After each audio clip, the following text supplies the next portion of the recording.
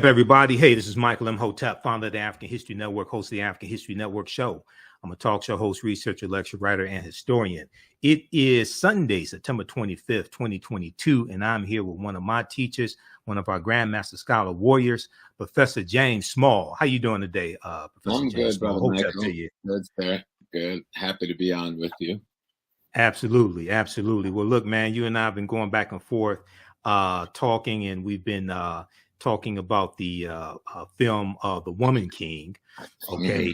And we know The Woman King debuted on, I think it was September 16th. We know it came in #1 opening weekend. It'll probably do something like another 12 million this weekend. And the film, you and I have both seen the film. And the film deals with the African kingdom of Dahomey. It deals with the African female, what are called African female warriors, the Agojie. And there's been a lot of talk about this movie. There are a lot of different African themes, African culture, dealing with African history, all this in the film.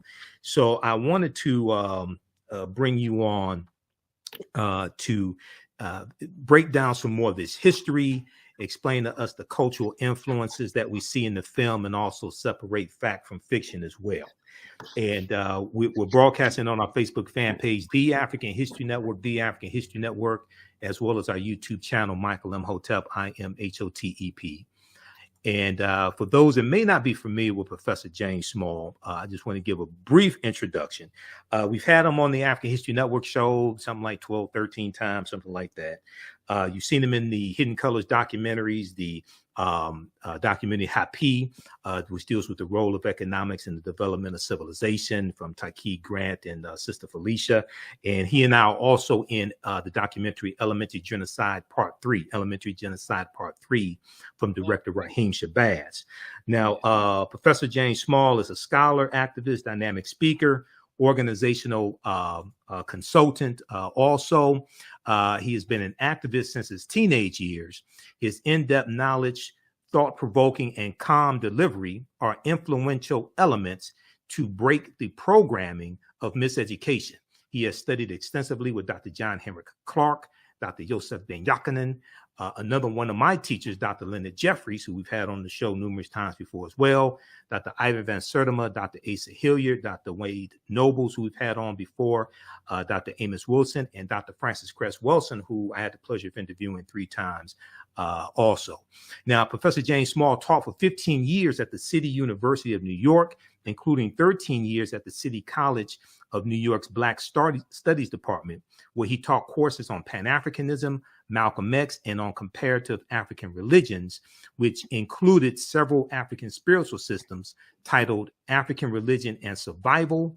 And he taught 2 years at New York City Technical College, teaching the course African Folklore and Religion, both in the diaspora and in Africa.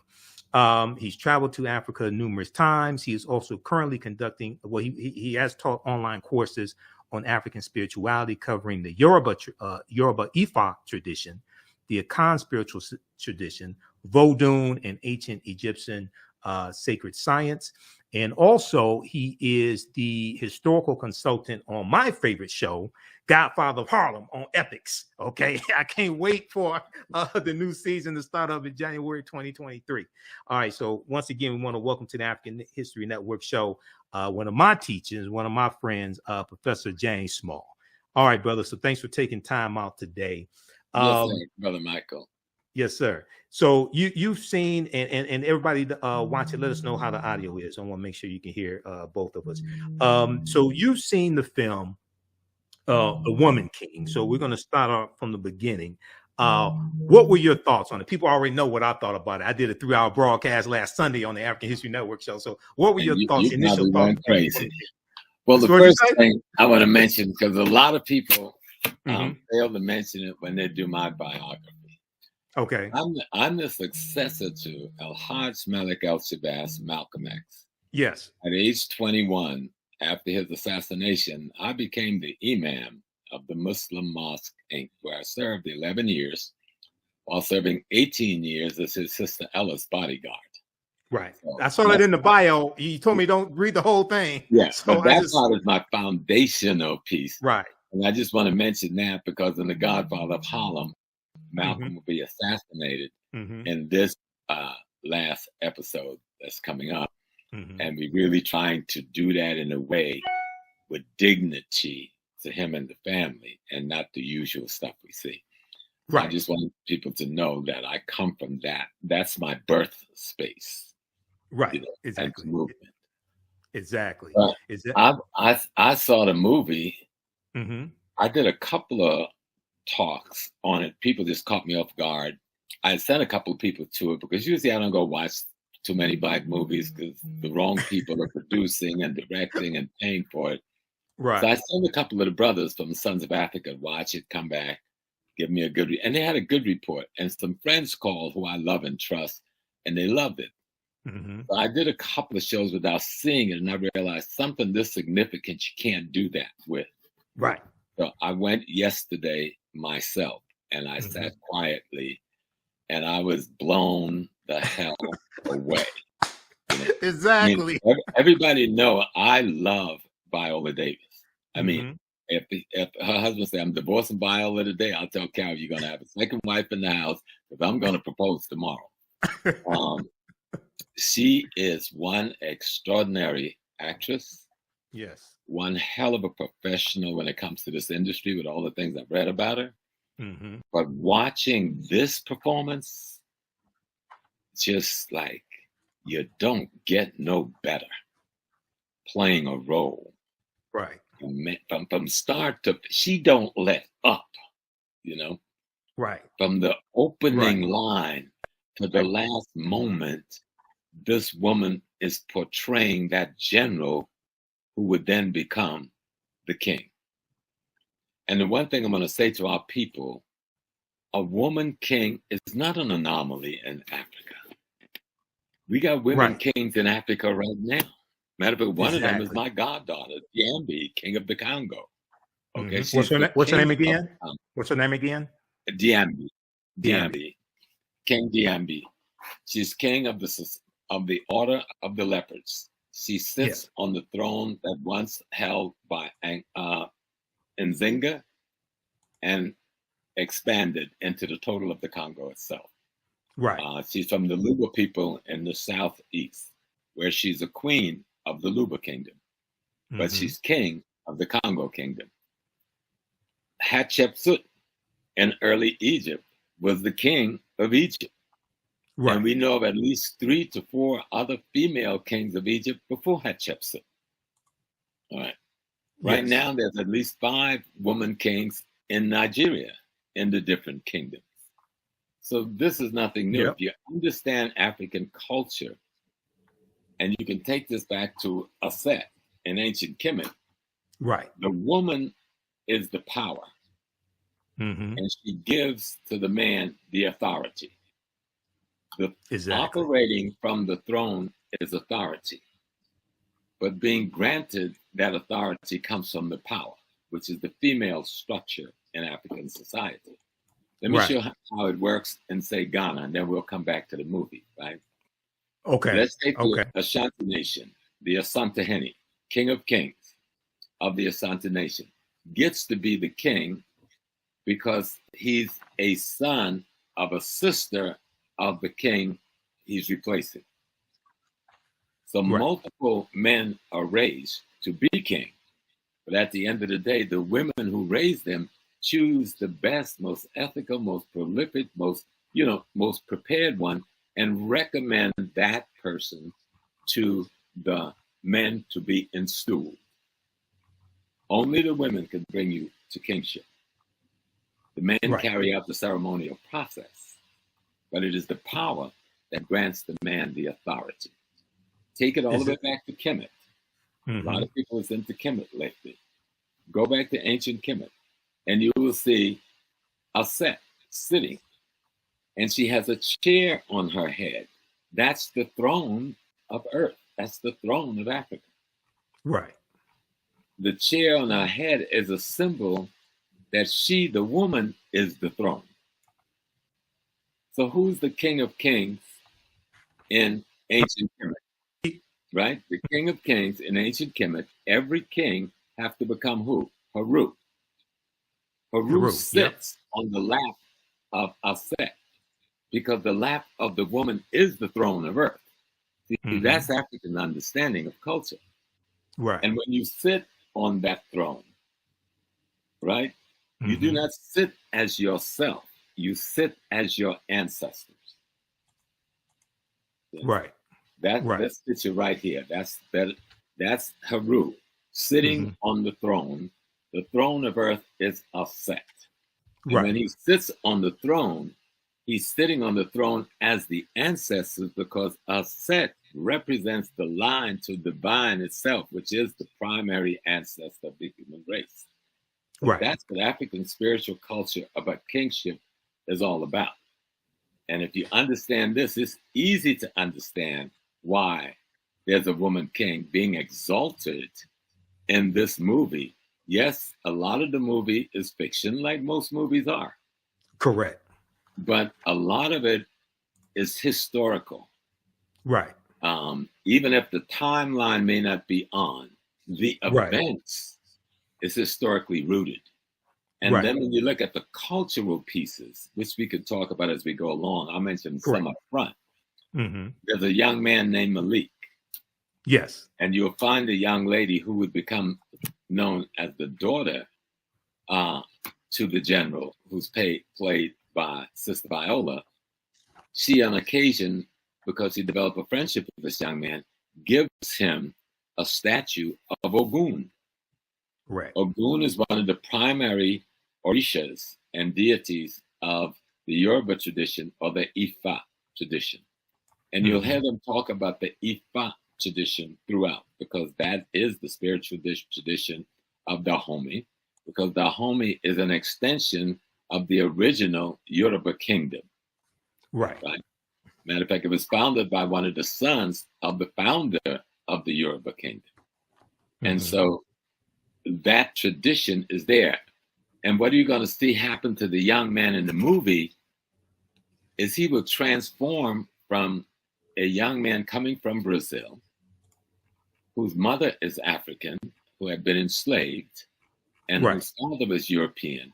But on her mother's deathbed, her mother told him he needed to go back home to find himself. Go back to her land, her home of Dahomey, because that is his home. And so the statuette that she gives him is of the one Orisha that is the primary Orisha of transformation of the human character. And you will see the transformation of Malik as you watch the movie. It's just beautifully done. This is what I've been talking about. I know the director. I've heard of her. Gina Prince-Bythewood, who directed Love and Basketball. Okay, so African-American woman, just so people don't know. I love that piece, right? Yes.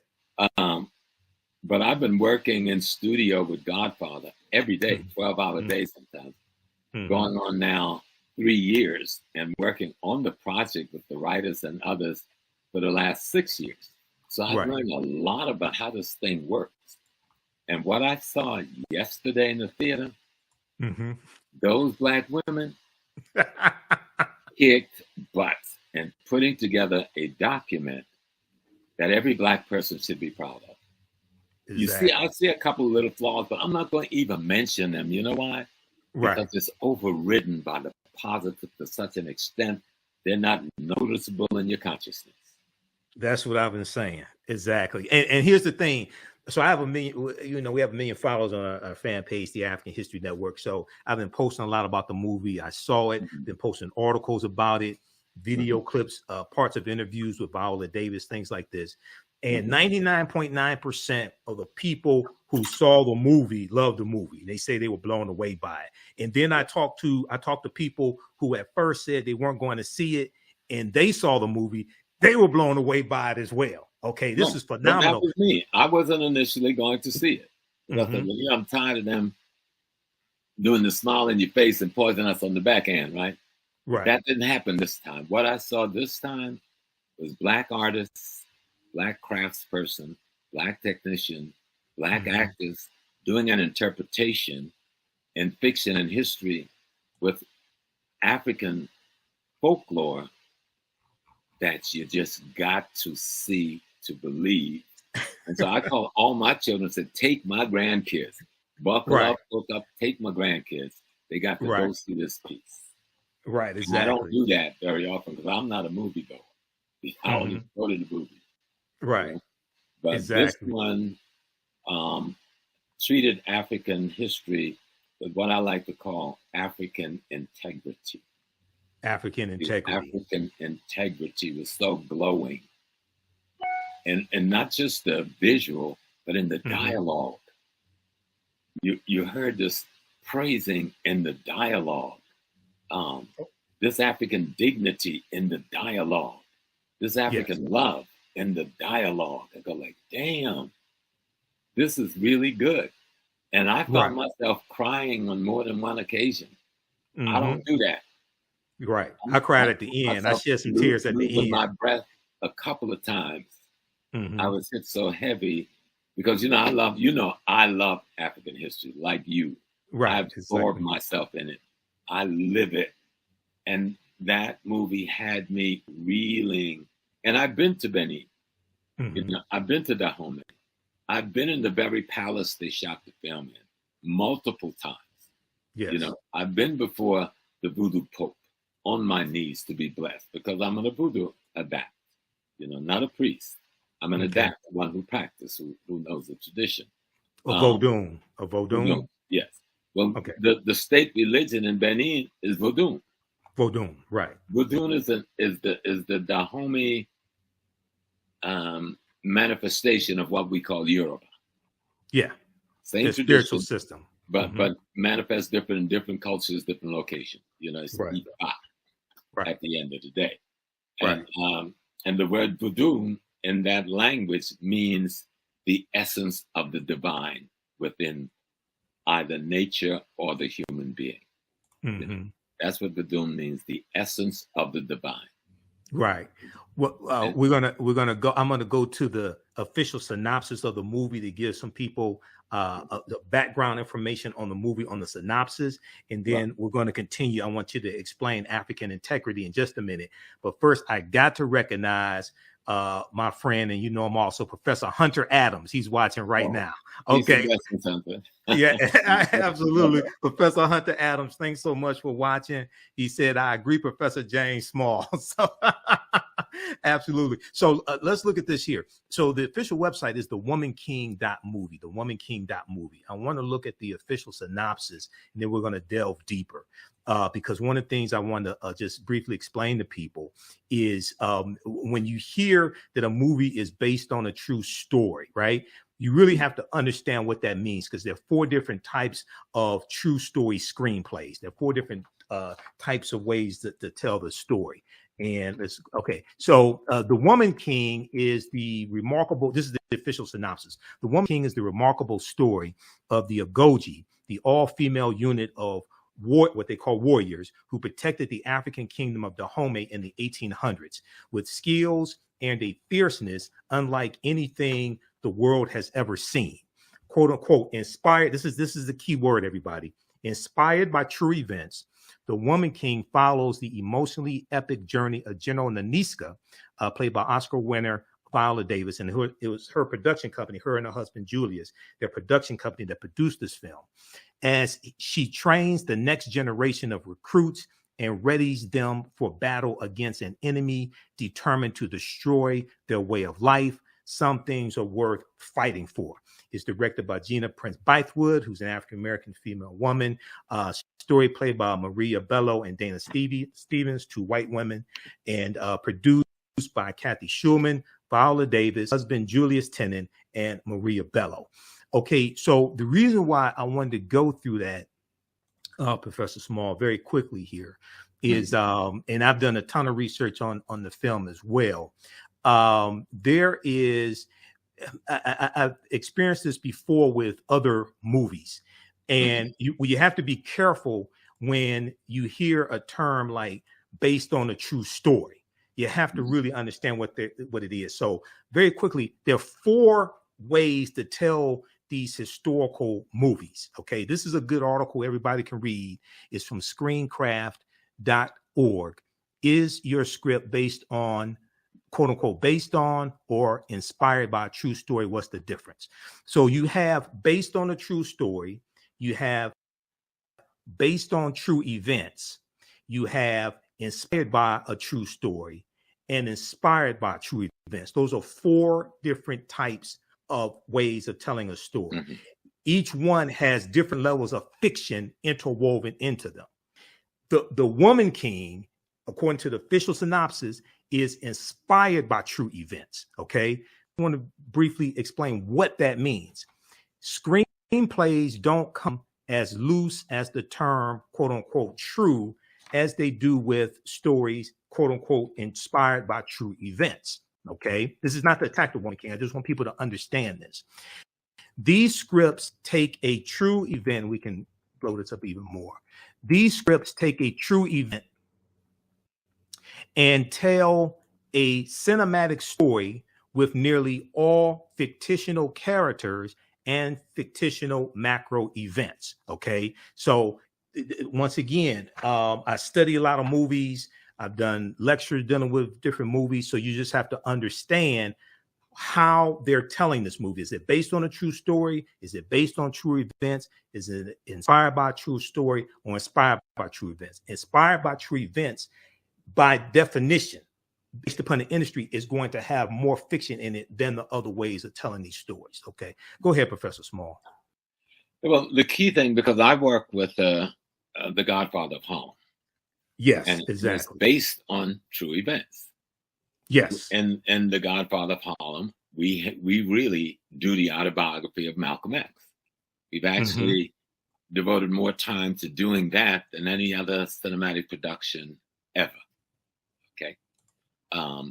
Malcolm X has been in something like about 12 episodes, also, no, 22 episodes when it's over, 22 or 23 episodes of this piece. And my fighting there is to keep what I call African integrity and historical authenticity, which is not easy. Okay. Exactly. But it has gotten easy because the writers are both black and white, 50%. But they come from on Godfather of Harlem. On Godfather of Harlem. They come from the industry's protocols.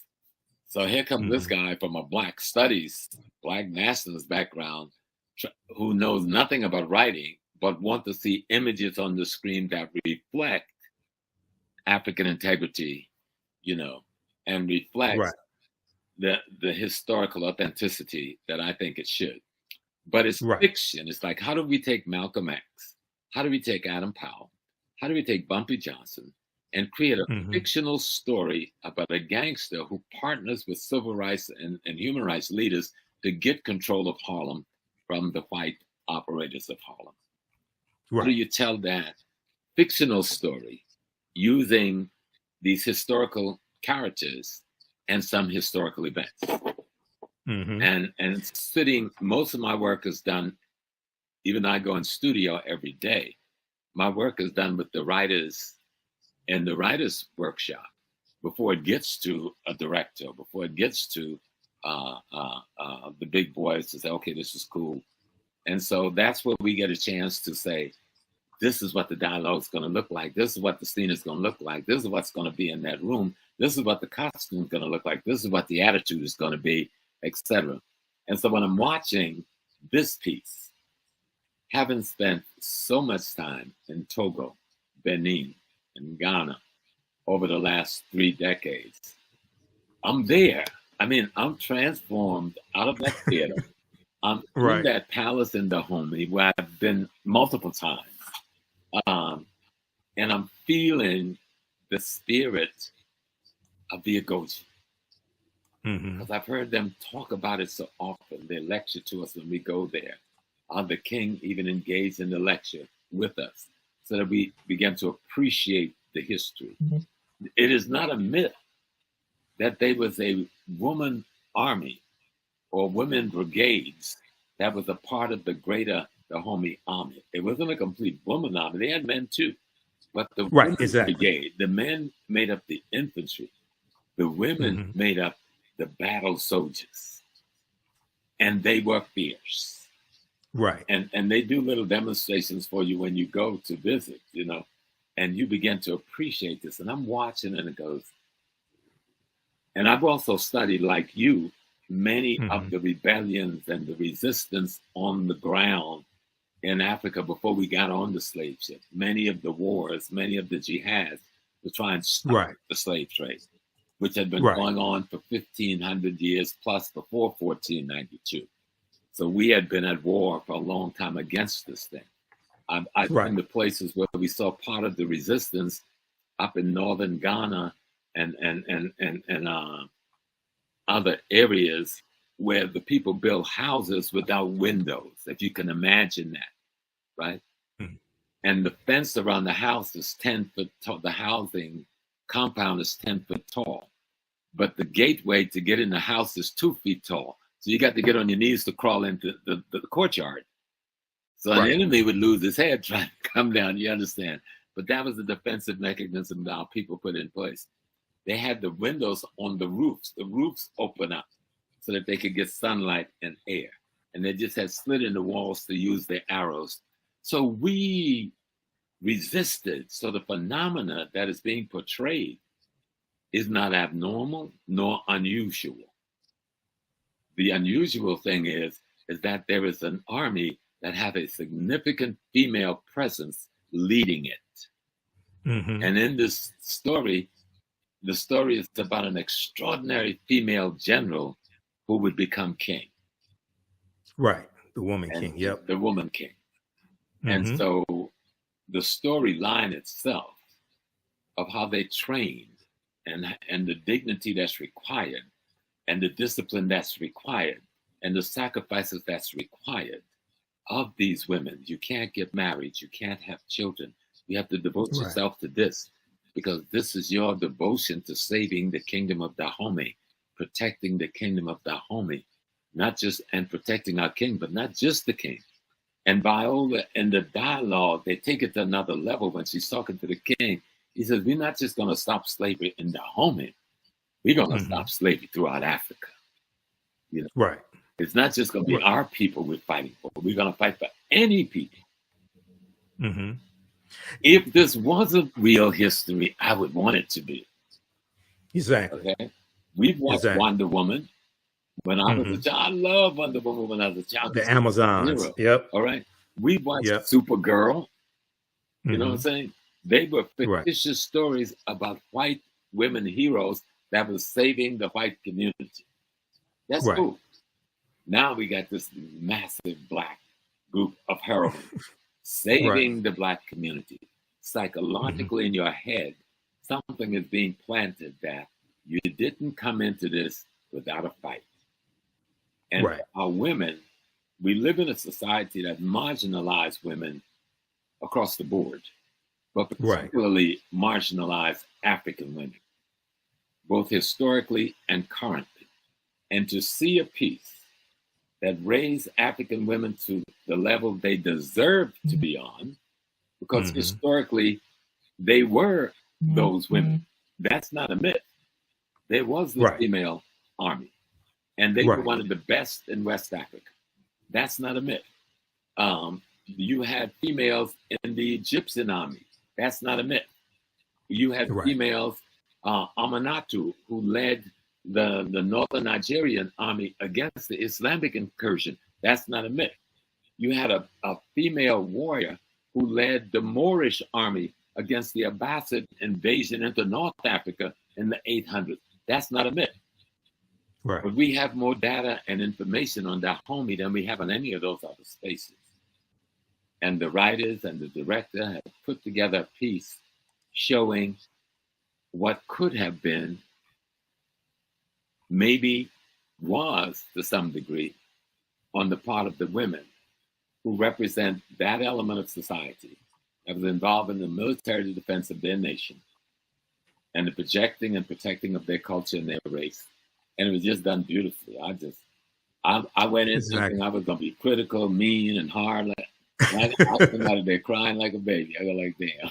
This just took it off. Just took it out. Exactly. And there was so much African culture, so many references to you hear them history. talking about Ifa. You saw the shrines. Those shrines were authentically done. The altars were authentically done. I saw multiple deities on the altars, you know. And let me just help you with some deities, like the king. When the king sits on the throne, he doesn't sit like, say, Brother Imhotep is made king of Chicago. Well, when he's talking to me and you in the living room, he's Brother Imhotep. But when he sits on the throne, he is the ancestors of all of us, speaking for those ancestors to us and carrying out of the will of the ancestors for us. So that's the role of a king in Africa. Not a despot that's trying to be rich and wealthy, but that's not the African story. The king has no wealth in Africa in the African traditional sense. He's taken care of by the community. He has no need desires because they take care of his need desires. But his responsibility is to interpret the ancestral will and wisdom to his community, both as priest and as jurist, because he's the head of the court in the community. That's the king in Africa, male or female. Yeah, you know, a lot of our understanding of the term king comes from a European perspective. Yeah. Not from an African cultural perspective, because I saw a lot of comments saying, oh, it's the woman king. They're trying to emasculate the men and things like this. And I saw the movie. That's not the case. Go ahead. That don't happen. Matter of fact, in the movie, the man is helping to train the women. In the movie, the man is fighting beside them as the lead musketeers that opens the way for those warriors to come in to play. Right. So, and all through the movie, you see that partnership between the general who leads the women and the king who she and those women serve. And I saw nothing emasculating or demeaning at all. I saw a partnership that simply told a fictitious presentation of a reality. There's a reality of those women warriors. There was a reality of that army being made up of warriors who were women, and that they were considered by history, both white and blacks, writing at that time, as being one of the most fierce army in the field. The only thing that stopped them was the gun technology of Europe. Right. Exactly. Okay, this is what I want to do, because we're going to come back to this, and we're going to deal with some more of the history of Dahomey, and I want to show a picture of the actual Agojie. There are some good articles written. Smithsonian Mag has a really good one. With Smithsonian Institute, they have a really good one dealing with the real warriors behind the woman king.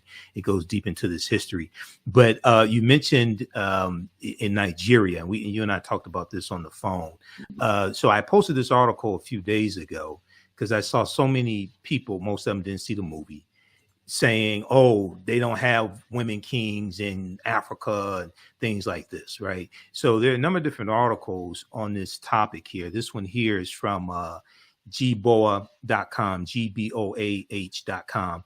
Check out the 7 beautiful Nigerian female kings in charge of their kingdom, okay? And it goes through and lays them out and where they are in Nigeria. This is right now. This is not 100 years ago. This is right now, okay? Why do you think? So you talked about Hatshepsut in ancient Kemet. Okay, so she was. Tell us a little bit about Hatshepsut. She would be considered a woman king. We know she was. The pharaoh is the king. Pharaoh, and she pharaoh. Was Yep. the pharaoh. The woman is the power in Africa. Men, give up your European genital danglings, because the power has nothing to do with gender. Okay, right. It has to do with roles in nature. Roles in nature. You came from the womb and the belly of a woman. It did not come from your belly, even though your sperm fertilized the eggs that became you. So let's look at how Africans looked at reality. We were in partnership with nature and cosmology. That's our culture is based on understanding cosmology and nature. And so when we look at the king, and as we see in Hatshepsut, her brother was too young to take the throne. He was too young to handle that responsibility. And so she, as the elder sister, had to take on the responsibility of being the pharaoh, of being the king, until her brother was trained enough and old enough to take over the role of kingship himself. And I remember when we first started studying ancient Egypt, and the white writers was all saying, oh, the brother came in and he hated his sister and he scraped her name off the walls. All of that is proven to be untrue. So all of it is proven to be untrue. That's not even African culture. That's European culture. That's what they do. Exactly. That's not what happens in African culture, because the kingship is a spiritual position, not a political position, though they do political work. The king is surrounded by a council of elders who instructs and informs him, on his behavior. His job is to sit as the ancestors come back. I know this for a fact because I've been trained at the stool. In Ghana, I'm Nana Kofi Mpansa, the second of the Ogogo stool, under the kingship of Akua Kusapam. And one of my great teachers is Nana Kwabena Nketse the fifth, who's the king of Esokado in the Western region. So we talk about these things all the time, because these are my questions. And so if one thing this movie would do is force us to study our history before we got to North America, then and culture. Then I'm history and culture. Yep. Because a lot of this, because of we've all been attacked by white supremacy and racism, and it's made us paranoid about anything. Well, not only that, we've internalized white supremacy. We've internalized to various extents white male patriarchy. So we don't see it. We don't see, many of us don't see African women as equals. Right. And then you hear woman king and you say, oh, they're trying to emasculate the man, things like this. And then you have people say, oh, there were no women kings in Africa. And I'm like, what are you talking about? And we always praise, many people over here know Ya Santiwa. Ya Santiwa. And they said, oh, well, she was the queen mother. No, she was the queen mother until the king gets captured. Then she became the king. Because it was the queen mother who made him king, who named him king. Once the British captured the Santahene and there was no king on the throne, the responsibility of the kingship fell on Yasantiwa, the queen mother of Ajisu, and she became the leader of the army of resistance against British occupation in central Ghana. So when we studied the history is just so beautiful when we study it and learn about our women and really get to see, oh, wow. Exactly. We're not these other people's culture. We got our own culture. We have our own look at. We have our own way of knowing things. We have our own worldview that we have imposed for ourselves on ourselves. And this becomes so important. I saw somebody talked about the book Barracoon and talked about Kofi, this one brother who was sold by Dahomeans. Even in the movie, they treated this well because the current king in the movie is criticizing his brother who started this slave trade thing. And they're trying to figure out a way. Oh, Gezo, how do we stop it? And the woman king, as she's now the general, is saying, we must find another way to have commodities that we can make a living off. And she sets up these palm oil plantations. Palm oils, to create an income for the community. And I think she had she said we could sell gold as well to get an income. And so they're looking at it and saying, wait a minute, we're trapped because these people have put us into a situation. Now, if you study the history of Africa, coastal African peoples were basically fishermen. Most of the slave trading took place on the coast, and then they would go inland with their guns and weapons and capture people. Right. Coastal people were subjugated. Yes, some of them were involved in the slave trade at the barrel of a gun because they had been conquered and subjugated. Study the history, learn the history. And you might learn about Chief Sam, the Ghanaian who brought 3 ships over here to take us back home, and you don't even know his name. So Face to Face Africa has an article about him. Yeah.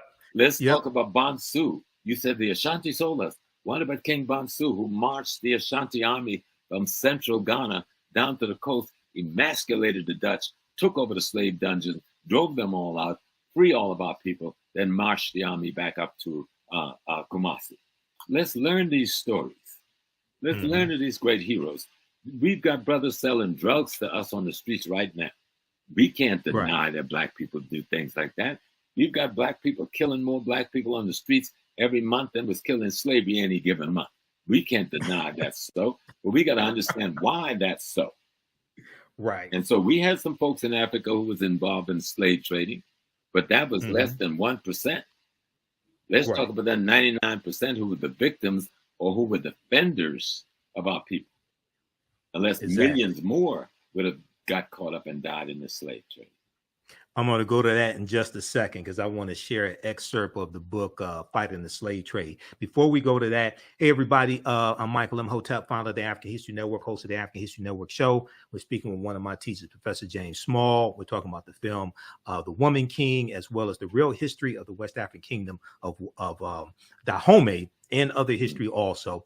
If you like this type of information, you can support the African History Network, $ the AHN show through Cash App, $ the AHN show through Cash App, also through PayPal, paypal.me/the AHN show. This helps us keep doing the research, stay on the air, keep broadcasting.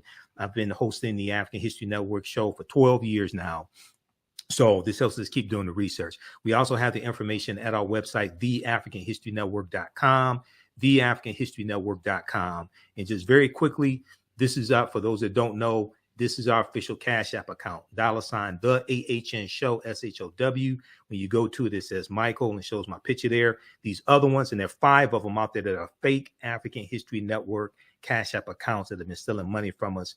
I've opened up an investigation with Cash App. We're trying to get them shut down. So that's why I got the information here right on the homepage of our website. Okay, now I want to also my online classes that I teach you at our website as well. Go ahead, Professor Small. Yeah, well, someone said, as a Black woman, my femininity is important to me. Well, girl, go watch this movie because there ain't nothing more feminine than what I was watching yesterday. I didn't want to leave the theater. One thing this movie does not do is demean the femininity of African women. Right. Okay. It is such a the way they do it is so. I got to meet this lady who was the director. So beautifully done. Gina Prince-Bythewood. Yes. Yes. Yeah. So beautifully done that the women, though warriors, do not lose their femininity, do not lose their sensitivity, do not lose their love of sisterhood or motherhood. It's all through the piece. It is a well done piece. It is worthy of watching. It is something that showed us that the movement of the 60s, 70s, 80s, and 90s that produced opportunities for Black writers, Black directors, and Black actors have paid off and is paying off so that we can get some credible quality cinema that would be worthy of helping to socialize our community in a more positive direction.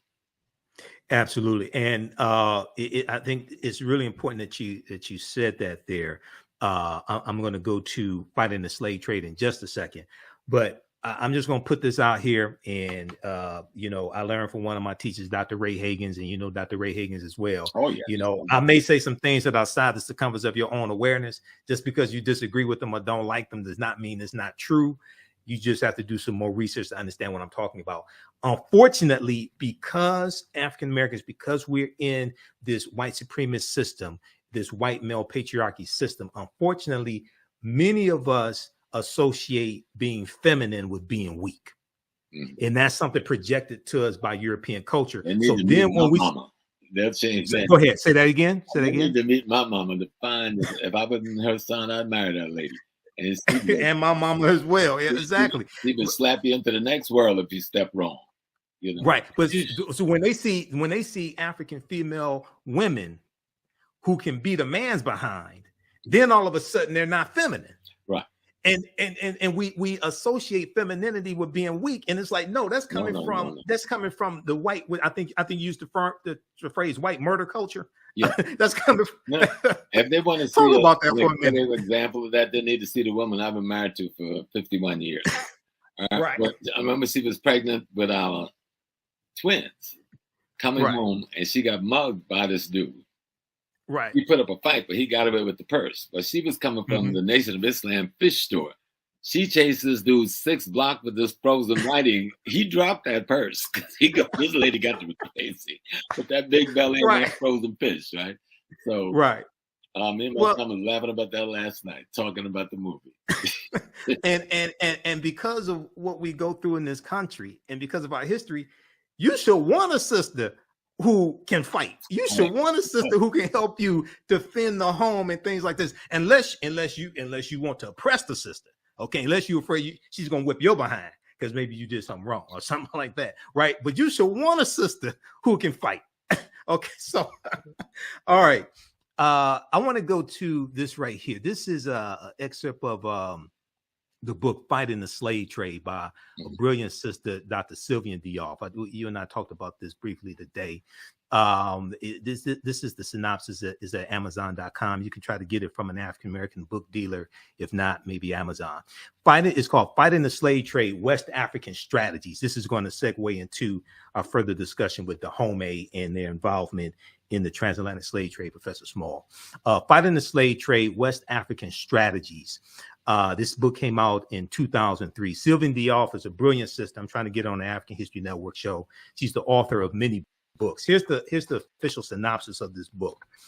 While most studies of the slave trade, the transatlantic slave trade specifically, focus on captives and on their ethnic origins, the question of how the Africans organized their familial communal lives to resist and assail the transatlantic slave trade has not received adequate attention. How Africans fought back against this.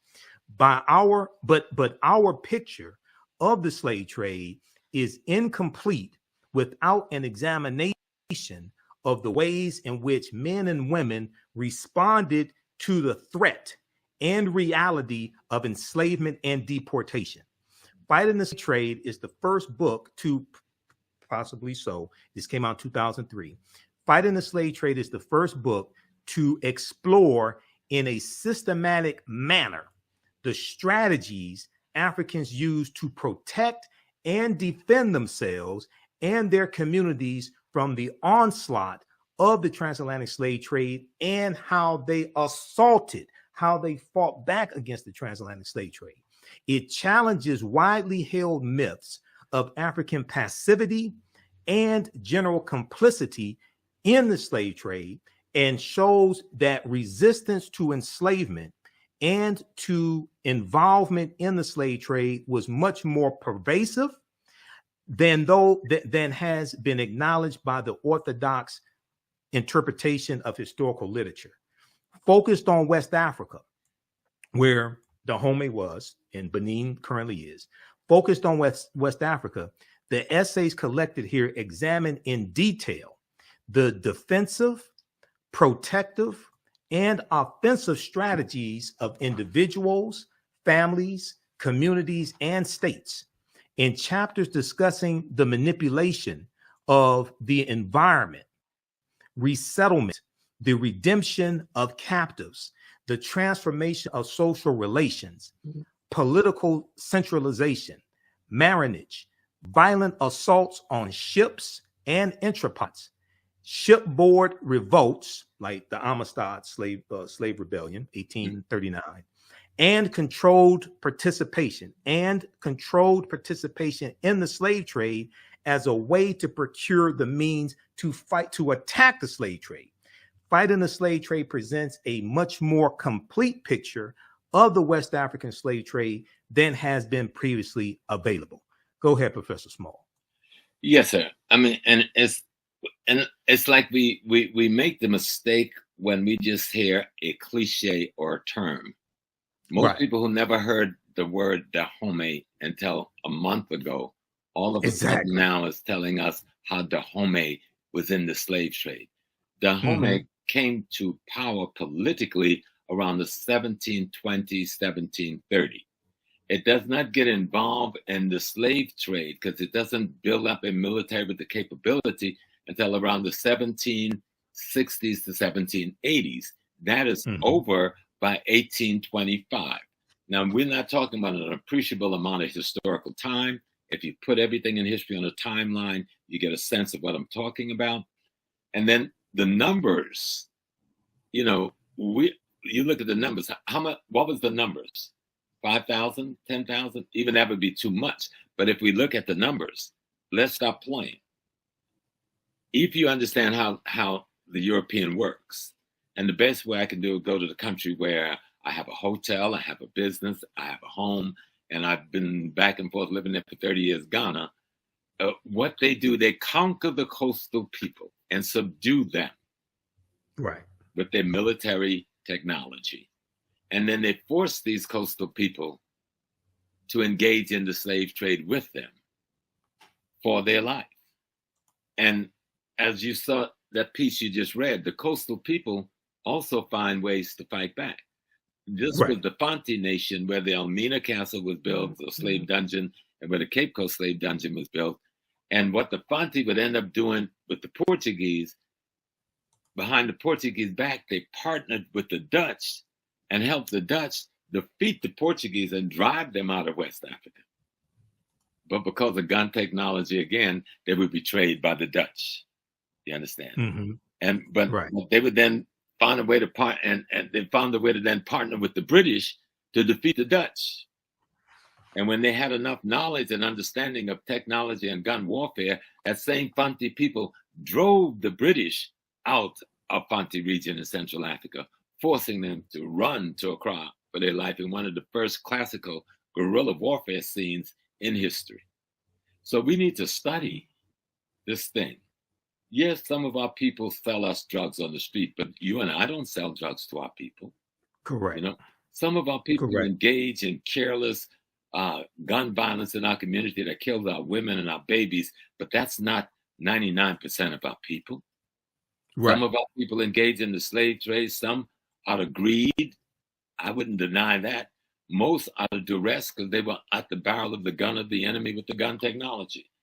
But go down and just study. So you can look at something like the Battle of Islamabad down in South Africa, where Setuweya takes on the British Army with swords and spears, killed 2,000 in one day, all right? And caused the fall of the Robespierre government in London, because they were shocked. How could y'all let this happen? These folks ain't got no guns. You know what they call us, right? Go all the way up to where we're looking at the Berlin Conference. After the Berlin Conference, the invasion of Sudan, Muhammad Ahmed takes on 23,000 British troops and Turkish, Egyptian troops, and send only 3,000 back up to Egypt alive. Talk about resistance. Go with Amanatu and the kingdom that was just above. There's just so many episodes of the great heroine and heroes that fought in these wars of liberation and fought of slave resistance. You will never sit back and talk about Africans sold us. Because guess who Africans were? That was your uncle, your cousin, your grandma, your brother, your great-grandma. Stop being foolish and learn the history of the great people. The genocide would have been more pervasive had we not resisted in such a beautiful and strong way for so long. And we fought every step of the way. And our women played a pivotal role, not just in Dahomey, but in other kingdoms in that resistance movement, many of them being the generals at the head of armies. Learn their story, and you'll learn how to love yourself more deeply and appreciate and respect. That's what I call African integrity. You know? Exactly. When we look at Dahomey, and Dahomey really comes to power about 1720, and they're going to defeat Ouida. How do you pronounce that? Ouida? Okay. There's a couple of different spellings of it. So talk about cultural servitude versus chattel slavery. Right. Because what happens is a lot of Europeans will say, oh, Africans are slaves. Yeah. Africans had slaves. You all started this, blah, blah, blah. Talk about the cultural servitude system that Africans had compared to the chattel slavery that Europeans created. Right. Let me correct one sister so I don't break her heart. She said the Portuguese built no castles. They built dungeons. Didn't you hear me correct myself? So stop playing. I corrected myself. Right. They built dungeons. But I understand. Yes. I understand. Yes. Well, that's Brother Leo. And of course, they built concentration camps. Yeah, I wouldn't even call them dungeons. They were concentration camps. But servitude, every society had it. Dr. Clark taught us that Africans didn't have prisons. And the reason they didn't have prisons, because they had a servitude system when you committed a crime in the community. Or if there was a war between two groups, which was rare, because the way we fought war in Africa, the heroes fought, okay? Not armies. Africa had very few standing armies. That's why we took such a whipping. We learned to develop standing armies after the invasion started, but even Egypt didn't have standing armies until they got their butt kicked. And they realized we got to build one. The only place where the spiritual foreseeing of the necessity for that was with Shaka in Zululand, where the spirit told him this force was coming, and he developed a standing army to meet that force. But in most other places, we didn't have a standing army. But what would occur when there was a conflict between two communities, and they had to go to war, the captives were brought to serve off almost like the indentured system structure the European had, except in Africa, no one took your name away. No one took your family lineage away. No one took your humanity away. No one took your spiritual identity away. And you can grow up to become the king of the very community that you are serving in. Right. Okay? You can grow up to marry royalty in the house in which you are serving to. That was the norm. The idea was you've committed a crime against the greater social order, and so you have to be transformed. Okay? You have to go through a transformation process and a socialization process that you can be a part of society without causing gross disruption of that society. And that servitude process that we see in multiple places in Africa did not involve putting you in prison, putting you in chains, putting you before firing squads, or anything like that. You know? Right. It involves you becoming a part of the very community you had the conflict with. And when your time of service was over, you can either go back to your home if that's what you wanted to do, or remain a part of this community if that's what you want to do. Right. So when we, and I've talked to Professor Kabahai Watakamane about this as well. You know him, and he's one of my teachers also. The culture, and we see this in the film because there's at least, there's at least one woman who's Agojie in the film who came from another ethnic group, and there was a fight between them. She was captured and she was brought in to be made Agojie, and brought into Dahomey. So we see this take place. Now Europeans had their feudalistic system with the lords and the serfs. Okay. And they're going to superimpose this feudalistic system onto the cultural servitude that Africans had to create chattel slavery, to create what we call chattel slavery, basically. But talk about that for a minute. You know, the European system was not about family structure. It was about class and caste structure. Africa was not about class and caste structure. It's about family structure. So when you came into another community, that person's household you went into, depending on age strata, that was your father, that was your mother, that was your auntie. You were their child. That's what the European had was something completely different. It was based on caste and class, depending on power and wealth. That was not what the African kingdom was built on. The African kingdom was built on the fact that the king itself is the father of the community, because he represents the ancestors for that community.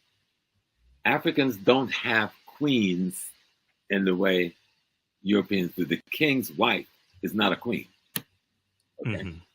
In the African society, the king's wife is not a queen. In modern day African society, who's trying to play the European thing, you see a little bit of that. But in traditional ancient African society, your wife is not the queen. She's just your wife. Okay? the queen mother is your sister or your auntie or cousin. Okay. But your wife would never be the queen. And the reason they do that, so that fighting for the throne thing never happens. So it is the collective body of women called the queen mothers who select from among the best of the young men they have raised, because they know them better than anybody else, because they raised them from infancy, to be the next king. And if a man was not available to assume that responsibility, then they chose a woman who was skilled, trained, and tooled to carry that power and that responsibility, both spiritually, judiciary-wise, and politically. Okay, so this goes back to Auset with the throne on her head. Absolutely. Because Auset means, the name Auset, from my understanding, means she of throne. Yeah. She of throne. She is the throne. She is the throne. Yeah. Okay, she is the throne. And it's the woman. She is woman. She's not, there's nobody named Auset. Right. Auset is symbolic of the African woman. Right, symbolic of the African woman, because it's the African woman who decides which man will sit on the throne. Okay, all right, and in many societies, is it that in some societies, is it that the lineage was matrilineal, which went through the woman side of the family? And we kept it in America. We had a kind of a term we used that people thought was joking: mama's baby, daddy's maybe. right. The way they solve the bloodline is to go to the one place where you know the authenticity of a bloodline. Right. And that means it's not matriarchal. Matriarchal means women rule. That's a white folks term. It's matrilineal. No, it's matrifocal. Matrifocal. Okay. Meaning you must train, you trace, and there was no denigration to the man. I love my wife, but I know it's the one way to be sure that this child is who we say he is to see what womb the child came out of. Right. There's no way to find out what sperm the child came from. And we knew that way back then when there was no microscope or nothing at hand. We were clear. Okay. Right. And so you talk about matrifocal. Now, since Islam, well, going all the way back to remember, we get the Hyksos invasion, the Greek invasion, and well, first the Hyksos, and then you get two Hyksos. Hittites, you get two Hittites invasion in northeastern Africa. Then you get the two Assyrian invasion of it. Then you get the Persians, two Persian invasion, then the Greek invasion, then the Roman invasion, and then their children, their descendants, the Arabs. See, people don't know who the Arabs are. These are the descendants of the Greeks and the Romans and the Assyrians and the Hittites and the Hyksos mix up now, marrying into one another. And then they hit us in the 8th century and have the deepest incursion into Africa. And that's where you see a lot of the patriarchal systems in the areas that was once conquered by Islam or still fundamentally Islamic in Africa. So you see the patriarchal there. But in traditional non-Islamic Africa, it's matrifocal, almost 100%. Okay. Now, when we talk about Dahomey, I know you and I were talking about this earlier today, and Dahomey is made to be, and I see like some European writers doing this. I see this in the media. Dahomey is being made out to be like they were more involved in the transatlantic slave trade than Great Britain was. Yeah, and Great Britain takes out like they take out 3.1. Great Britain was involved from 1562 to 1834 when they finally, even after 1807. We'll talk about 1807 in just a minute. They involved for 272 years. Talk about Dahomey and how it gets involved in the transatlantic slave trade. Well, again, for the same reason, Dahomey in 1720, when the kingdom is formed. Or when it comes to power, it was always a small kingdom. And remember, Dahomey wasn't the size of today's Benin. Right. It was a small kingdom within that territory. There was Vida, Cotonou, and other kingdoms on the coast that was rivaling them in terms of commerce and trade. But once the European came, the European got involved immediately in capturing Africans for the slave trade. And the first thing they would do was to bring to servitude the coastal population. Okay, that's the Wina, the Contonu, because those people don't have guns. So we can understand the degree to which gun technology plays in the slave trade. Right. Okay. 14th Europeans century. came there with militaries, with cannons, and with guns. And in one day, they can level all the African villages in the community. People have never even heard an explosion before. You got to get the psychology of all of that.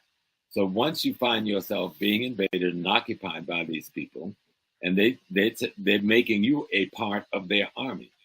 So now you're someone who you had a traditional argument with, and y'all would have a palaver over it and settle it with somebody bringing some cocoa and something else.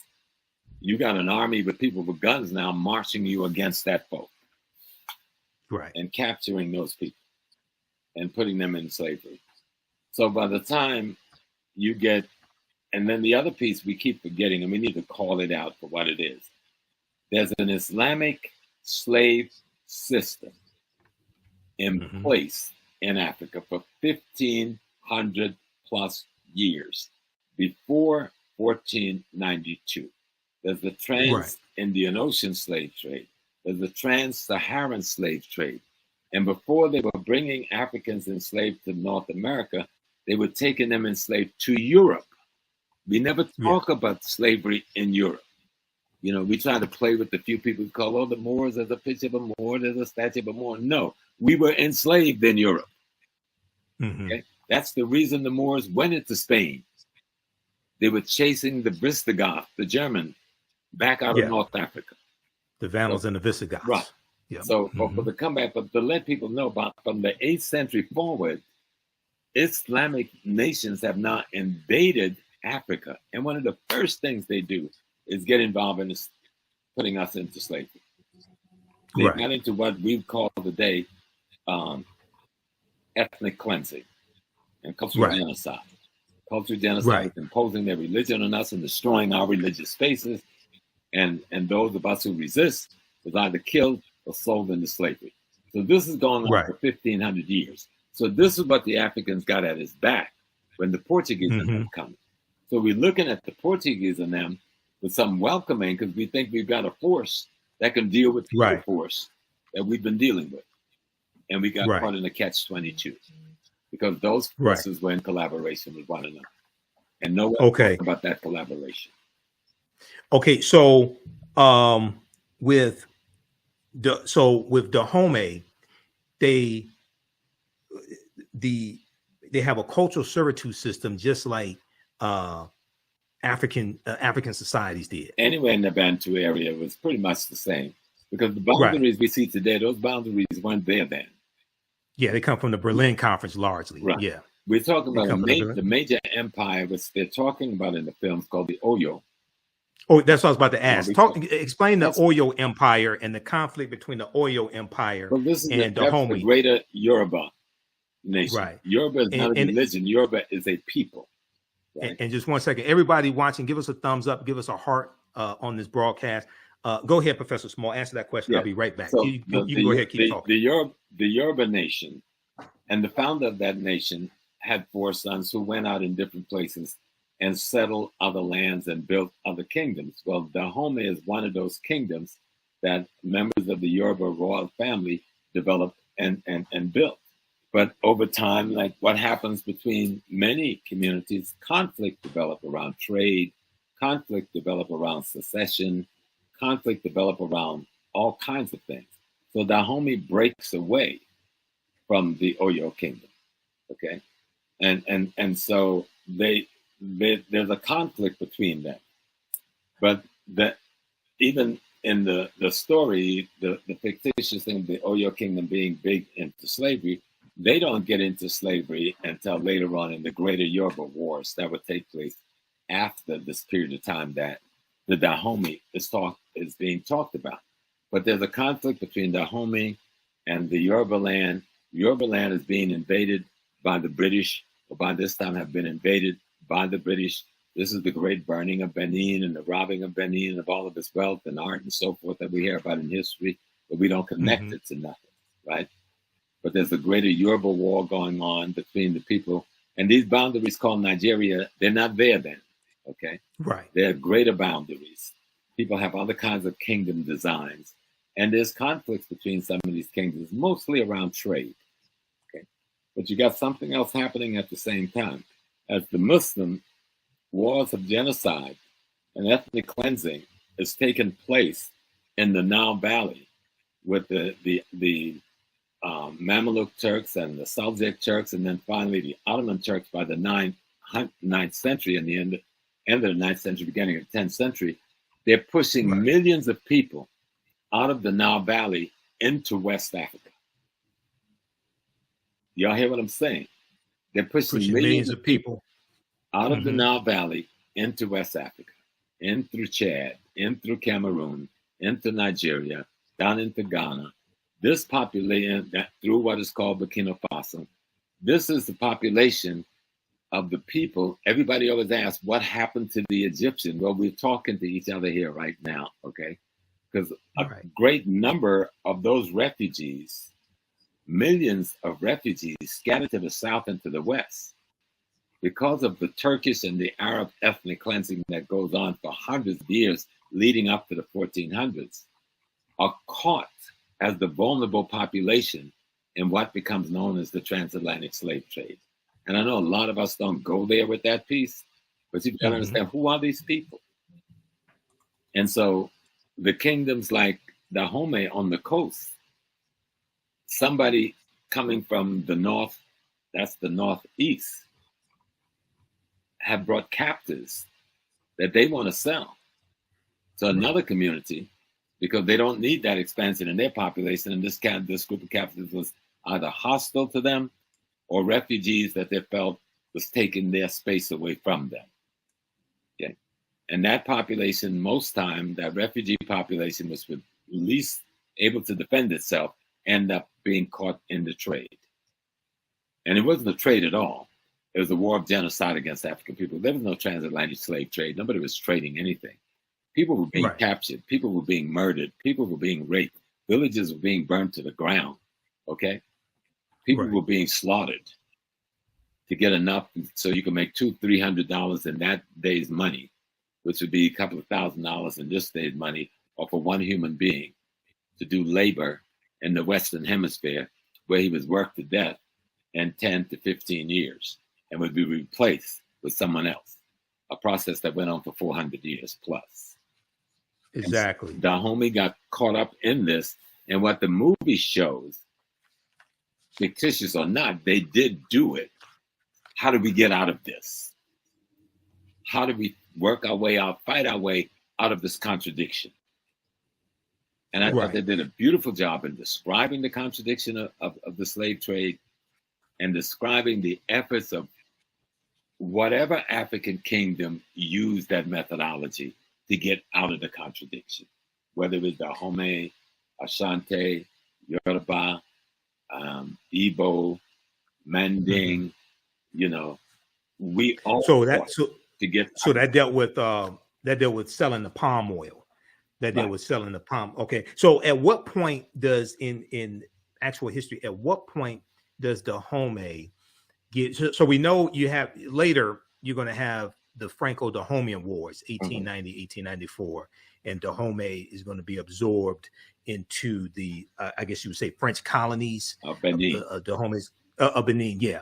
Okay, so at what point does Dahomey stop selling African captives to the Europeans? Well, they said the story in 1823, but that's where it starts. Opens up. 1823. But that's not the real date. The date would be further back up. All right. If we were to look at that conflict played out, we'd probably be looking at Dahomey comes up as a kingdom in 1720. 20, right. But you don't have power when you come into being. It takes you another 30, 40 years to build up an army, to build up a front, to build up a reputation. So Dahomey don't really get into the slave trade thing until around the seven, they try to talk about the kingdom starting in the 1600s. That's the extension of the Oyo kingdom. That's not Dahomey yet. Dahomey comes into its being in 1720 or so. It gets involved near the end of the 1700s, about 1760 or so, in the slave trade process. And then it's out of it by 1750 completely, 1752. Okay. But in that period of time, there's the conflicts and the wars, because the Portuguese are not sitting there with merchant, with banks and some money in their hand. They've come with armies with guns, all right? And they have people involved in this thing with weapons. And they've armed coastal people to go inland to capture other people for them.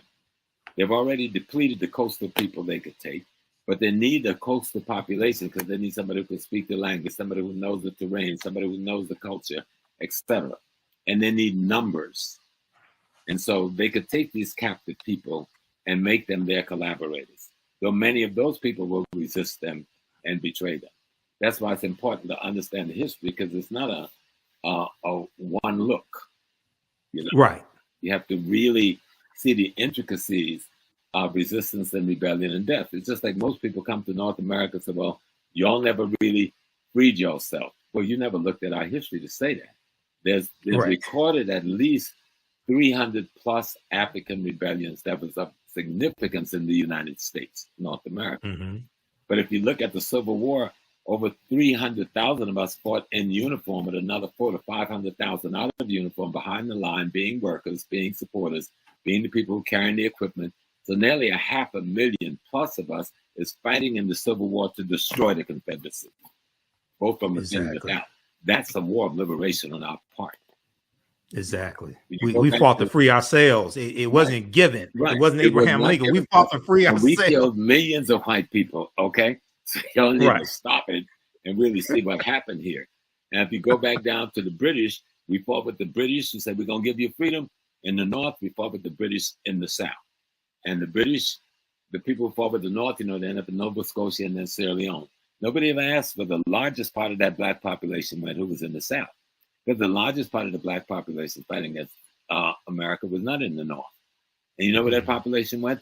To Jamaica and to Trinidad. Okay. And they started the Poco Man movement in Jamaica. Those black Geechee Gullah people who fought with the British. And in Trinidad, Tony Martin deals with this in his book, his last book, God Bless His Beautiful Soul, History of the Caribbean. He deals with the population that went to Trinidad, and I went to that community.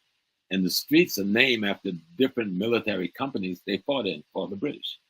And when it was, so don't tell me, if you don't know history, you say we accepted this. But if you know history, there's hardly a week went by when some black folks wasn't rebelling in North America. Well, the same thing went on in Africa. It would a day go by where somebody wasn't killing an enemy, escaping from slavery, leading an army against the enslavers, putting up defense against enslavement, and that's all across the continent of Africa. And here in the United States, especially, other ways that we rebelled against slavery, learning to read and write was a way of rebelling against slavery. Mm-hmm. And one of the things many of us did when we learned to read and write, we wrote our own freedom papers and ran away also. Because oftentimes the slave patrollers, a lot of them were illiterate. That patrolled the roads, things like that. So you can give them with a stamp on, and it was good to go. Yep, you can say this is your freedom paper. But you had resistance movement in Africa was extraordinary because Africans didn't view human beings as commodities. That's culturally out of sync. Our worldview didn't work like that. You can't view Africa through European lenses. Otherwise, you're not going to even understand what resistance is. To take a human being's name from them, that's tantamount to slitting somebody's throat. Right. You don't take a human being's name. Your name is your ancestral lineage tag. Takes you back to God. Right. And so if you just look at the African concept of being human, it didn't allow for chattel slavery to be a part of their consciousness. And even those who got involved in that selling people as commodity, like for that period in Dahomey and that period in Ashanti, and maybe some other places as well, one thing you will see for sure, they knew nothing about chattel slavery. They had not been on a ship coming to America. Not a single one of them owned the slave ship. All right? They didn't control the armies that was controlling the shores of Africa. These were all white foreigners with guns. They didn't own a single plantation in America or the Caribbean or Central South America. So let's stop giving ourselves excuses for why we can't look in the mirror and love ourselves. Because a lot, let me tell you what a lot of this is. This resistance is self-hate. Correct. Correct. And someone is trying to say, stop hating yourself, but hating me felt so good. So it's hard to stop. You know what I'm saying? So, and I'm saying, stop hating yourself. Take this tool. No, this movie is not perfect. It's not a panacea. It's not going to solve all of our problems about the slave trade or history. But guess what? You watch movies all the time and you enjoy them. And most of them are nonsensical. Most of them disrespectful to Black people. Disrespectful to things African and our spiritual system. And you enjoy them. This one fight to be the opposite of all of that. Go in and enjoy it. I guarantee you, you'll come back and call Brother Michael. So, Brother Michael, thank you, brother. Thank you, brother. Because I saw some Black technicians and some Black directors and some Black actors and actresses, and they put on a beautiful, fictitious performance inspired by the history of our people, about our women who were extraordinary warriors. And see, the thing is, these women were considered by the whole world that found out about them to be the most extraordinary of extraordinaries. Right. It ain't that they didn't exist. They exist. And the little piece of them that we see in this film that talk about their principles, their integrity, their dignity, their training, their devotion, their loyalty to their nation and their king, that's just a tiny bit of who they really were. Right. Because if we did not have these women, we would not have the woman who raised Jean-Jacques Dessalines, who was one of these women in Haiti to give us the Haitian Revolution victory. Yes. One of these women from the Dahomey army who raised Jean-Jacques Dessalines. And my sister, Ezele Danto, is trying to get a piece out here. She's calling it the Dadas. It's about some of these women. Yeah, I know her. And Danto, I know her. Yeah, she's an extraordinary sister. The Free Haiti movement is what she's ahead of. And these women, many of whom was a part of that fighting force, who've now been captured and sold into Haiti by the French, they've not gotten old, broken down, can't have sex no more, they can't be abused no more, they can't work in the field no more. So the Catholic Church takes them, according to Ezele Danto, these ladies they call the Dadat, and they put them in a church lay organization to convert other young African enslaved women to Catholicism. But instead, these very ladies, these former warriors, trained the leadership that become the women leadership in the Haitian Revolution. Right. And many of the women they trained married the very generals we see as the heroes in the Haitian Revolution. This thing is bigger than you think it is, brothers and sisters. It's exactly. Than you think it is. Right. So study, if this movie does nothing else but make you pick up a book, grab a DVD and start studying, listening to Brother Carver, Dr. Jeffries, Dr. Clark, Dr. Jacob Roberts, Dr. Asa Hilliard, Dr. Amos Wilson, going back to my brother in England with When We Ruled. Robin Walker. Walker. I got his book right behind me, Robin Walker. And brilliant brother. See that we have an extraordinary history. We did not give up. Otherwise, we would still be in slavery. Right. We fought every single day from one end of Africa to the other, from one end of the Caribbean to the other, from one end of Central South America to the other, from one end of North America to the other. And we've transformed the white world. And what's so beautiful about Viola and her husband and that beautiful director and the others, they took the content and white intent and transformed white content to an African intent that made sense. They interpreted it in a way that they took the intent of someone else's content being the writing that was done. And all content has intent. Right. And so I'm just assuming, given history, what the intent might have been, even if it wasn't deliberate, just culturally. And I know these Black folks took that content and redirected that intent to give us a cinematic document that I think is rather extraordinary. Okay, we're going to come back to that point in just a second. I want to go to this clip here. This is an excerpt of the interview that Viola Davis did on Good Morning America, because this gets deeper into it, and she talks more about making the film. Before that, we don't want to forget the sisters. We mentioned a number of brothers that are scholars. So Sister Nubia Wardford from here in Detroit, Nubia Marinke, she's watching as well. She just saw the movie. You know, Sister Nubia, she just saw the movie. She had extraordinary production, but also sisters like ancestors like Dr. Francis Cress Wilson and Dr. Patricia Newton. You've got, we have Dr. Marimba Ani, okay, who wrote Yorugu, an African-centered critique of European cultural thought and behavior. We have sister teaches the Metal Netter. I know her. It'll come to me.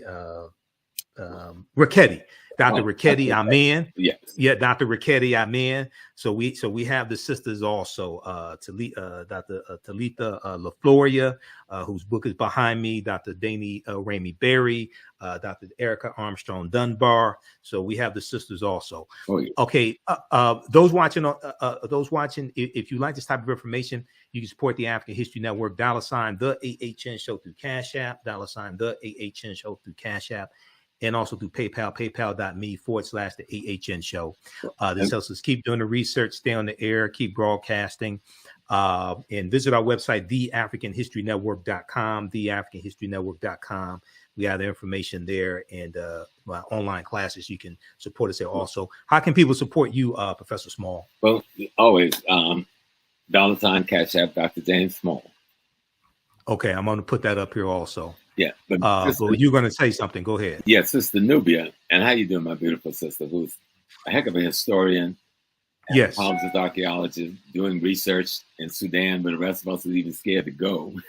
You know, and she said it is correct that only 4% of Africans across the continent were involved in the slave trade, versus 96% Arab and European.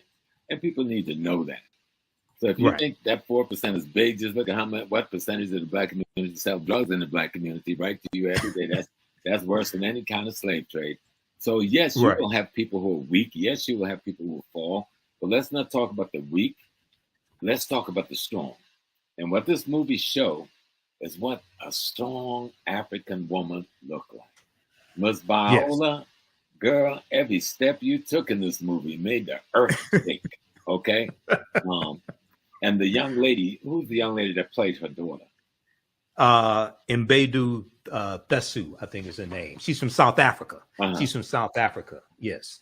She was brilliant. And the sister who played her big sister who died and saving her life, she was brilliant with the way she brought this sisterhood concept, motherhood concept of adopting the orphan, bringing you into the family, taking care of you now. That piece that I grew up in on the plantation in South Carolina, that Africa, which so many of us grew up in Mississippi and Alabama and Arkansas and Louisiana and Texas. Let's stop forgetting, because we brought Africa right here with us and we behaved in a certain way. What made you think we behaved any differently at home? Right, exactly. It was Thusu Mbedu. She played Nawi. Viola Davis's daughter. Give us your Cash App again so I can put it up here, Professor Small. What's your Cash App again? $ Dr. James Small. Okay, Dr. James Small. Uh-huh. Okay, we'll put that up here so you all can support Professor Small also. Okay, I want to go to I want to play a little excerpt of this interview. Viola Davis was on Good Morning America on September 13th, 2022, and let's go to this clip here. It's a movement. This is so much more than just a movie, and you even talked about it being so important to you, and just that zenith for you. That sort of magnum opus, I call it. Yeah. I think the same reaction that you have as an audience is the reason why I did the movie. First of all, it is a movie that's led by women. And it's a movie that's led by Black women. And it's a movie that's led by dark-skinned Black women. There is no white savior, you know, and it's women who are warriors, tapping into not only their physical strength, but also when you see the movie, they're humanized. And so, when have you seen that? I remember someone online said, I'm tired of seeing dark-skinned Black women as just strong and fighting and masculine. And I was like, when have you ever seen that? We do now. And what a cast you've put together to tell this story. Absolutely. Tuso Bedu, Lashana Lynch, Sheila Atim, you know, Adrian Warren, who was in Tina Turner, you know, as well as Sia, Shioma, Jamie Lawson, women who are beyond brilliant, but also, I mean, women who are playing roles of Agojie warriors that literally, it could have been an action film. But when they walked in, you see people, you see humans. And I think that's what shifts. You bring out the best in people because the critics are saying this cast, everyone in every single role, the best. Yes, absolutely. And, you know, here's the thing. You know, as a woman, you're taught that being a girl and being feminine is not about tapping into your physical strength. It's about being demure, speaking in a high voice, being polite all the time. Whereas the challenge of, the reason why I loved it so much is my body served me. And it was, I had to do 5 hours of weightlifting and martial arts every day. Was that all new for you? Wait a minute, you did martial arts, you did weightlifting, you did sprinting, you did weapons training, but you also had to take a DNA test. DNA test, which I didn't want to see. I didn't want to see I'm lactose intolerant. I have a high rate of injury. I said I can't eat sugar. I mean, and I had to keep telling Gina, Prince-Bythewood, great director. I had to keep calling her and say, Gina, listen to me now. You know I'm 56. You know if I get on that treadmill at 9.4, I lose oxygen. If I lose 9.4, I could die of a heart attack, Gina. These girls are 30 years old. Gina, you got to do something else. You got to do something else, Gina. You're going to have a dead warrior here. Let's give everybody a look. All right. Your family, no wonder. Okay, so that's an excerpt of a great interview that Viola Davis did on Good Morning America. That's on the Good Morning America's YouTube channel. That's from September 13th, 2022. Okay, any comments on that before I go to the next topic? No, I think she said it all. I mean, this was Black women having an opportunity to interpret their racial history, and at the same time to interpret the role that Black women have played in history, are playing in history, and could play in history. Right. You know, when we look at the civil rights movement in America, from top to bottom, there's that Black woman. You know, when Marcus Garvey goes to prison, he leaves Henrietta Benton Davis in charge of UNIA, and that's some brother. When Malcolm X goes overseas, he leaves a woman in charge of OAU. When Right. Malcolm X died, his sister Ella becomes the president of OAU. When the youth was trained to do the bus rides in the South, these were Black women who organized that bus ride into the South and trained them into nonviolent tactics. You know, whether you ever look at civil rights leaders marching with Dr. King and others, you see all those Black women right there marching. You see Sister Fannie Lou Hamer in Mississippi, the most terrorist state in America at the time, who had been abused and raped in prison and beaten in all kinds of ways. She was sterilized also. You know, and forcing the Democratic Party convention to come to a halt. Nothing like that had ever happened in the history of America at the convention in Jersey. This Black woman had been fierce throughout our history. She is our mother. And any foolish man would get caught up in some white dialectic foolishness and not understand your mama, your wife, your daughter, your sister, and you're caught up in some female demeaning, minimizing process. You know something's wrong with you, so go on and fix yourself. Exactly. Yes. So before I played that clip, you were talking about the difference between the content and the intent. Right. The content and the intent. Talk about that, because we discussed that earlier today, and you're talking about the two white female writers, Maria Bello and the other one, their intent, and then what Viola Davis and her husband Julius Tennant were able to do. Talk about that, please. Right. Having worked on the film, I've seen some of the best writers who are well-meaning people who have done good research, and they're trying to write a Black story, but they don't come from our culture. They don't come from our value system. So these are not African Americans. These may be white, other ethnic groups. Right. Just to be clear. Okay. Right. They don't have our worldview. Right. And they're trying to tell the story. And what they end up writing is their content about us. But that content comes with an intent based on their value system and their worldview.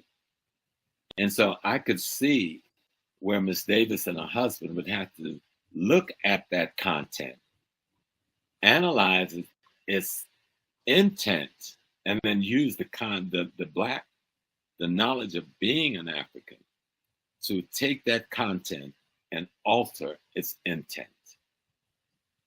You see, and the way we see the design. And you know, I can be critical, Michael, because when we first started, I'd get ready to beat up on Sister Viola. And I'd me back, Brother Small, you need to go watch it, Brother Small. And I watched it. And I told Professor Kaba the same thing. Professor Kaba the Kamene, I told him the same thing. The work, and I know what they had to go through to accomplish the work. I know our history, because like you, I'm wrapped in history. That's my thing. I am history, you know, and I know the culture. Like if you look over my shoulder, you see Shango, the big guy, standing there with all of my electors around his neck. Next to Shango is my mother, Oya. Above Oya is the head of the Benin prince that the European captured and don't want to give us back that head. Sitting at the bottom is the Ashanti god, because I go nowhere without them. I immerse myself in the philosophy that surrounds them. And so, like Viola was talking about how she had to get in shape and to do this movie, because you could see it was very challenging physically. But you could see them meeting the challenge. And African culture, when you're trying to take the content written even by Africans themselves, because you got to remember, colonization and slavery have altered our consciousness to such a degree that much of our content have the wrong intent because of value system and worldview. And if you want to bring a message to really talk about taking content and creating an intent that will bring a message that will show, even in fiction, the possibility of what the history of a people could have been and should have been, they had a job cut out for them, and they met the challenge. Yes, they met. I definitely agree. I definitely agree with that. people talk of one of the things that I see on social media and in the media in general, and also this came up. So this movie comes out right after Queen Elizabeth II dies, and then a lot of information comes out with the British involvement in not just the transatlantic slave trade, but in colonizing little more than 25% of the world population. Okay. So some people say things like, well, the British abolished the international transatlantic slave trade in 1807, and Dahomey didn't want to abolish it, or the British did the right thing, or they try to make the British out to be saints or something like that. It's like, wait a second, they got involved in 1562, okay, and they didn't.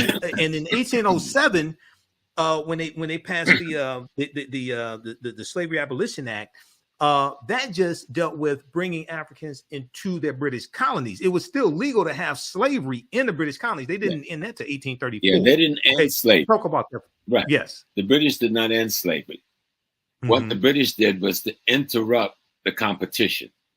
Slavery produced for Britain the beginning of the Industrial Revolution.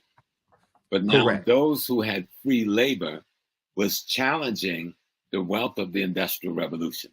So Britain replaced its labor population with the Irish and the Scots who they were occupying, who they had colonized in the British Isles.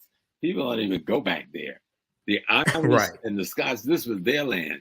British people we call British people, these are Germans, Anglo and Saxons who invaded these people. All right? Right. And so now they realize in order to make the money, they had already made all the money, all of the wealth that undergirds the Industrial Revolution in Britain comes from the transatlantic slave trade. All of that. Right. They had no wealth before that of any significance. Okay. Right. And so now they had that wealth. They wanted to move in another direction in terms of wealth building and wealth creation. But that was being challenged by these other states who was getting the wealth from slavery, from the slave trade. So France, who was the competition, Denmark, who was the competition, Spain, a competition, Portugal and Germany. Britain had to find a way to minimize their ability to use wealth from the transatlantic slave trade to challenge British hegemony over the burgeoning Industrial Revolution. Do y'all hear what I'm saying? Yes. You get it? Okay? Yes. So they trade chattel slavery for wage slavery on the Irish and Scots. The Irish and the Scots. And then at the same time, they want to minimize the French developing their industrialization and minimize the Portuguese and Spanish developing their industrialization. But to do that, you've got to then do what they went out there with ships and said, and they only have 3 ships out there. 3 ships that can patrol the whole Atlantic Ocean. Give me a break, okay? So they went out there with ships and said, we're going to block you from trading, making money off the slave trade, because that's going to make you wealthy enough to compete with us in this new industrial direction we're going in. And we're going to say we're doing something for humanity. But at the meantime, they still got people enslaved, not just in Britain itself, but in all the British colonies around the world. Well, now we're going to take it a step further, and then I want to just show briefly some information dealing with the Industrial Revolution, because I do a whole presentation dealing with the African American origins or African American roots of Labor Day history, and this goes back into the origins of the Industrial Revolution, starting in the 1790s in Manchester, England, and a lot of the cotton that was being produced at that time was produced by African slave labor. So when we look at it, people can read this article here. I'm not going to go through the whole thing, but read this article. It's a fact check. It's from USA Today. I've talked about it before in the African History Network show. This deals with United Kingdom finished paying off debts to slave-owning families in 2015, which they did. They had to take out a loan to pay. Now, what happened was when they abolished, finally abolished slavery in 1834 in their colonies, Britain pays 46,000 British slave owners. They paid them reparations. It's about 19 million pounds. I don't know what that translates to in dollars. It was about 19 million pounds. Okay. And then they take out a loan to pay them. They just finished really paying off that loan and the interest, things like that in 2015. But this section here in the article, in total, about 3.5 million African people were transported to British colonies across the Americas and Caribbean, though only 2.75 million survived the harrowing Middle Passage in the confines of slave ships across the ocean. So you would think the way a lot of this stuff is floating around, Professor Small, you would think it was Dahomey that sold 3.1 million Africans. Right. The British get left off the hook. They get let off the hook. Mm-hmm. And that's why it's important for people to go watch this movie, because Dahomey is simply prototypical of African resistance. The movie. Mm-hmm. This could have happened anywhere in Africa because it did happen everywhere in Africa. Right. Let me say it again. This could have happened anywhere in Africa because this type of resistance happened everywhere in Africa. You know? Yes, the resistance happened everywhere in Africa, and then also a lot of African ethnic groups, nations were given an ultimatum by Europeans: either you provide us with African captives, or we're going to take you also. Because the Europeans are coming with the. They had a military presence stationed on the shore. That's what slave dungeons were. Slave dungeons were forts that housed their military with their cannons and their armament that they could come up with on any given day and wipe you out, which they did on many occasions. Right. So let's study the thing and understand it. I want my brothers and sisters, especially African Americans, stop being cowards about learning your history. Don't come tell me about the baseball game, the football game, and the basketball game, and who's got a girlfriend, who's got a boyfriend, what's this one stat, and what's this, and none of that takes any money home to your pocket. None of that transform your consciousness and allow you to be a better person so you can raise your children in a safer world. History does that for you. History gives you a worldview. History gives you a perspective on your daily reality. History tells you who your friends and enemy has been and who your friends and enemies are today. Instead of you looking at yourself and hating yourself, hate the person that destroyed the image of yourself while you're restoring that image to yourself. And this takes study, but you don't have to study hard. I've got at least 100 tapes on YouTube. Just go listen to Brother Small. Ain't gonna cost you nothing. You know what I'm saying? Go to Michael Imhotep's education channel. Tune into his classes. Tune into Baba Kaba's classes. Tune into Dr. Ma'at. See what blow you away. And you'll realize that people say, well, where do I go to get the history? Just turn on your computer. You don't have to turn on your computer. Turn on your cell phone. All of us is all over your cell phone. Okay. Well, this is one of the reasons why I created the African History Network in 2010 to provide that information. Absolutely. Very quickly here, and then we're going to wrap up. And I want you to let people know. I want you to give people your website and tell people about your courses coming up, anything like that as well. But very quickly, we talked about the Industrial Revolution. Now, this comes from the BBC. This is part of my presentation that I do dealing with the origins of the Labor Day holiday. This is from bbc.co.uk, and they have a lot of documentation on all this, the BBC. Slave trade and the British economy. British profits were made from exporting manufacturing goods to Africa and importing products of enslaved labor, such as sugar. Ports such as Glasgow, Bristol, and Liverpool, England, where the Beatles were from, and Liverpool prospered as a result of the slave trade. So they go through and they have all these charts and things like this, but there's a portion here dealing with cotton that I just want to focus in on, and I want to see if I can get to this. Okay, they talk about this. I can't. Let me see which page is this on. They have these slides here. Which one is this? Okay, this is 3. The role of the trade in navigation. And okay, this deals with manufacturing. So this one right here shows economic growth and the Industrial Revolution. Many historians describe the Industrial Revolution as a process rather than as an event. The part that exports played can be shown as a virtuous circle. So exports grow, industry grows, business owners invest and look for better machines. Machines get better, products get cheaper, exports grow. You have this cycle. They were trying to corner the market when they did this thing of blockading the slave trade. Because they were trying to corner the market and the Industrial Revolution development and did not want the competition from the French, the Germans, Spanish, and the others.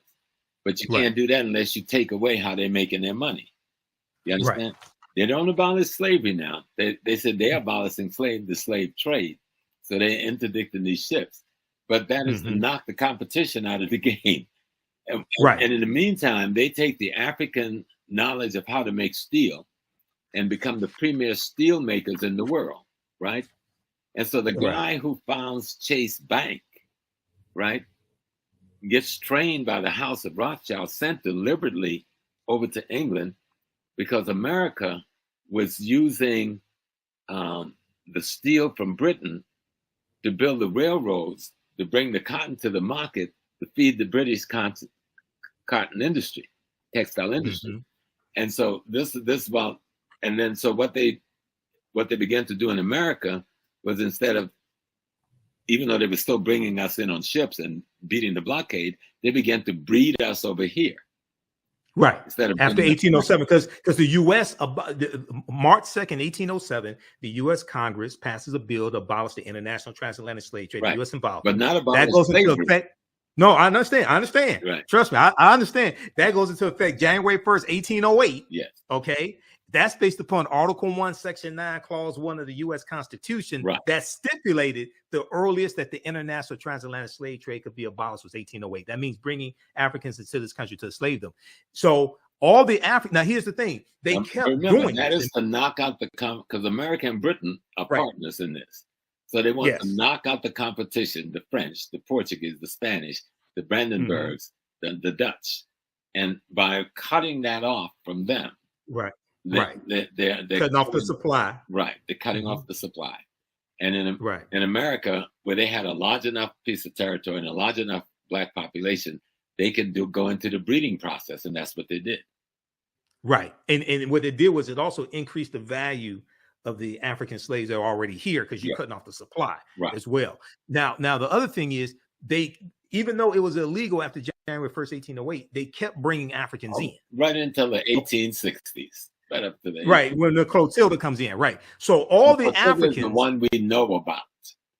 Right. That's the last known slave ship we know about. Yeah. And that was because of a bet. Timothy Mayer was the white wealthy businessman who made a bet that he can smuggle Africans into the country. But one of the points I want to make, all the Africans that were brought to this country from January 1st, 1808 through July of 1860, when the Clotilda comes in, all that was illegal based upon federal law. Right. Okay. So that helps to lay a legal foundation, not a moral foundation, but a legal foundation for reparations, because Europeans violated federal law. Also, there was a tax up to $10 paid for each African that was smuggled, that was brought to the country illegally as well. That's stipulated in the Constitution. Okay. Article 1, Section 9, Clause 1. Now, and when we look at the U.S. Supreme Court case of the Amistad, the United States versus the Amistad, those Africans, when their freedom, Joseph St. Q and those other Africans on the Amistad slave ship, they win their freedom in the U.S. Supreme Court, because the U.S. Supreme Court rules that it violated international treaties for those Africans to be captured. It was illegal for them to be brought into the country because the international transatlantic slave trade was abolished, and they were given their freedom. Okay, so this is why we have to understand history and law, and use this. Go ahead. From the very inception of the nation, slavery was legal. It was a part of American law. America is completely culpable as a nation state. Yes. For the crimes against humanity committed against African peoples in the United States of America. Right. That's why they keep playing so many games. That's why I got to thank Sister Viola and thank her husband and thank our sister who was the director. Listen, y'all just broke through a brick wall. Okay, you knocked the whole wall down. You know, Black Panther did a good job in cracking that wall, but you just knocked the wall down, because what you showed about Dahomey. And people can scream all they want about they sold us into slavery. You need to get on the ship, get on the plane, go to Africa. If you can go anywhere else on vacation, I see some of y'all going to Paris. That's cool. I've been to Paris, you know what I'm saying? I've been to London and so forth, and Bristol and Liverpool and Leeds and Leicester and all of that stuff. But I've been to Africa. And I've listened to the elders. They still tell you the story of what they did. You can actually go to Benin, go to Dahomey, go to the very palace you see in the movie, and sit there, and the griots will tell you this history. Right. If you really want to know it. And the white folks is trying to say, oh, this little group of black folks stole all of these millions of please. Exactly. So let's tell the real story, and let's put the whole picture. Let's put Islam in there. I'm sorry to Salam Alaikum brothers. I was a Salam Alaikum brother too, I understand. But that's not our religion. That was imposed on us just like Christianity. And many of the brothers, and to make it worse, many of the Arab Muslims were selling the black Muslims. There was actually a war in Africa between white Muslims and black Muslims. And that's how a lot of us got sold into the slave trade. And you will find that a large percentage of black Muslims were sold into the United States of America by the white Muslims. Not some indigenous African in Dahomey. Okay? Right. Yeah, because I know there was you had the Indian Ocean slave trade with the Portuguese and the Arabs. I'm talking about, there's a whole concept dealing with the jihads of the 1700s and the 1800s, with the raiding down. Once the Ottoman Turks crush the Fatimite dynasty at the end of the 9th century and takes over Islam worldwide, the Ottoman went to war against Africa. This is what destroys Ghana, the ancient Ghana kingdom, and the Mali and Songhai. It is the white Muslims declaring war on the black Muslims and selling us into slavery to the Portuguese and the Dutch. We don't even talk about that because we have such sympathy for Malcolm X and the Nation of Islam and Islam, but we need to talk about that. Yes. That and because that deals with El Mansur of Morocco invading Songhai in 1591. That right there. And one of the things, and Dr. Jose Pimenta Bay talks about this in like the book Golden Age of the Moors, a fantastic book edited by Dr. Ivan Van Sertima. But Dr. Jose Pimenta Bay, who has an essay in that book, along with Renoko Rashidi. That's the beginning of it. The jihads of the 1800s, and is where you really see the explosion of this. With coming down through Nigeria, Cameroon, Ghana. That's how the Ashanti gets involved in this thing, because they're fighting with the kingdoms of the Arabized, Islamized kingdoms in northern Ghana, encroaching on the hinterland of Ashanti. Okay, and the Ashanti is selling their prisoners of war, captured in that conflict. The same thing with the Mose people of what is now Burkina Faso. Mose being an indigenous population, but fighting with the Islamic encroachment on what became Upper Volta and later this. You see the same thing in Cote d'Ivoire with the Akan people of Cote d'Ivoire, having and another ethnic nation having to fight this Islamic horde coming from the north. And of course, a lot of them end up being black because they're being converted the same way we're being converted to Christianity. But this is the Turkish Ottoman Empire and the Eastern Arab empires. And we don't even discuss it. And you're not going to understand West African transatlantic slave trade unless you know about the Sahara and the Indian Ocean and the East African Islamic slave trade that comes right down into the Western Sudan. Because that goes back to about 8th century. The Great Jihads. The Great Jihad. Okay. Let me just show this quickly and we're going to wrap up. I want to go back to this. I was able to find what I was looking for. So this is dealing with the slave trade and the British economy. This is dealing with the Industrial Revolution. this talks about this section talks specifically about cotton. Okay. From 1750 onwards, a new industry emerged in Britain, the production of cotton cloth. Wool production had previously been Britain's major industry, but cotton had one key advantage: machinery is better than wool. And then 1793, you have the cotton gin invented here in the U.S., and then you're going to have copies of the cotton gin, which reduces the cost to producing cotton. As a result, it was cotton production that the Industrial Revolution began. As a result, it was in cotton production that the Industrial Revolution began, particularly in and around Manchester, England. The cotton used was mostly imported from slave plantations. Slavery provided the raw material for industrial change and growth. So when we talk about this Industrial Revolution, the foundation of that was the cotton that African slaves grew. Go ahead, Professor Small. Well, no, you just laid it out.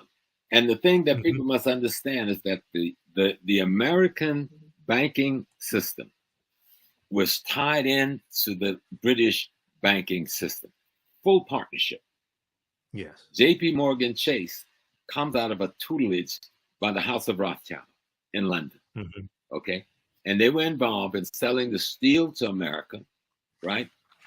To create the rail lines to move the cotton to the docks, put on the ships to send to England. Okay. All tied up, all wrapped up in one neat package. And so when they talk about they were blockading Africa to stop the slave trade, yeah, they were trying to knock out their competition in the Industrial Revolution. Exactly. So let's get it straight. Yep.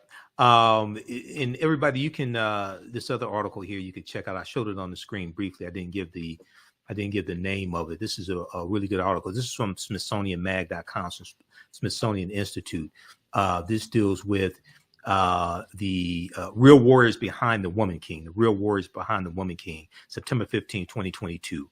It goes through, I printed out all these articles I print out. I have thousands of articles printed out. So it goes through all this history, and it deals with where the movie opens in 1823 also. Okay, because it talks about right here, it opens in 1823 with a successful raid by the Agojie, who freed captives from the enslavement from the clutches of the Oyo Empire, a powerful Yoruba state. Okay, so it starts with the opening of the movie. Okay, Professor Small, look, we're going to wrap up here.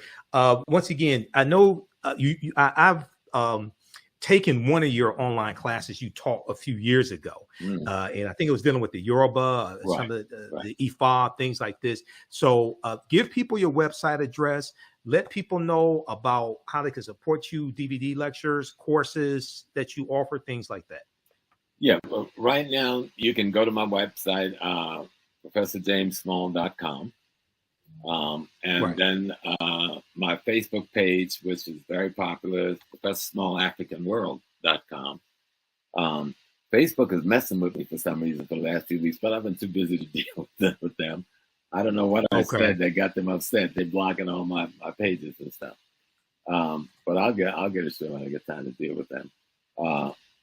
But you go to my website, and then my email is amponsa3@gmail.com.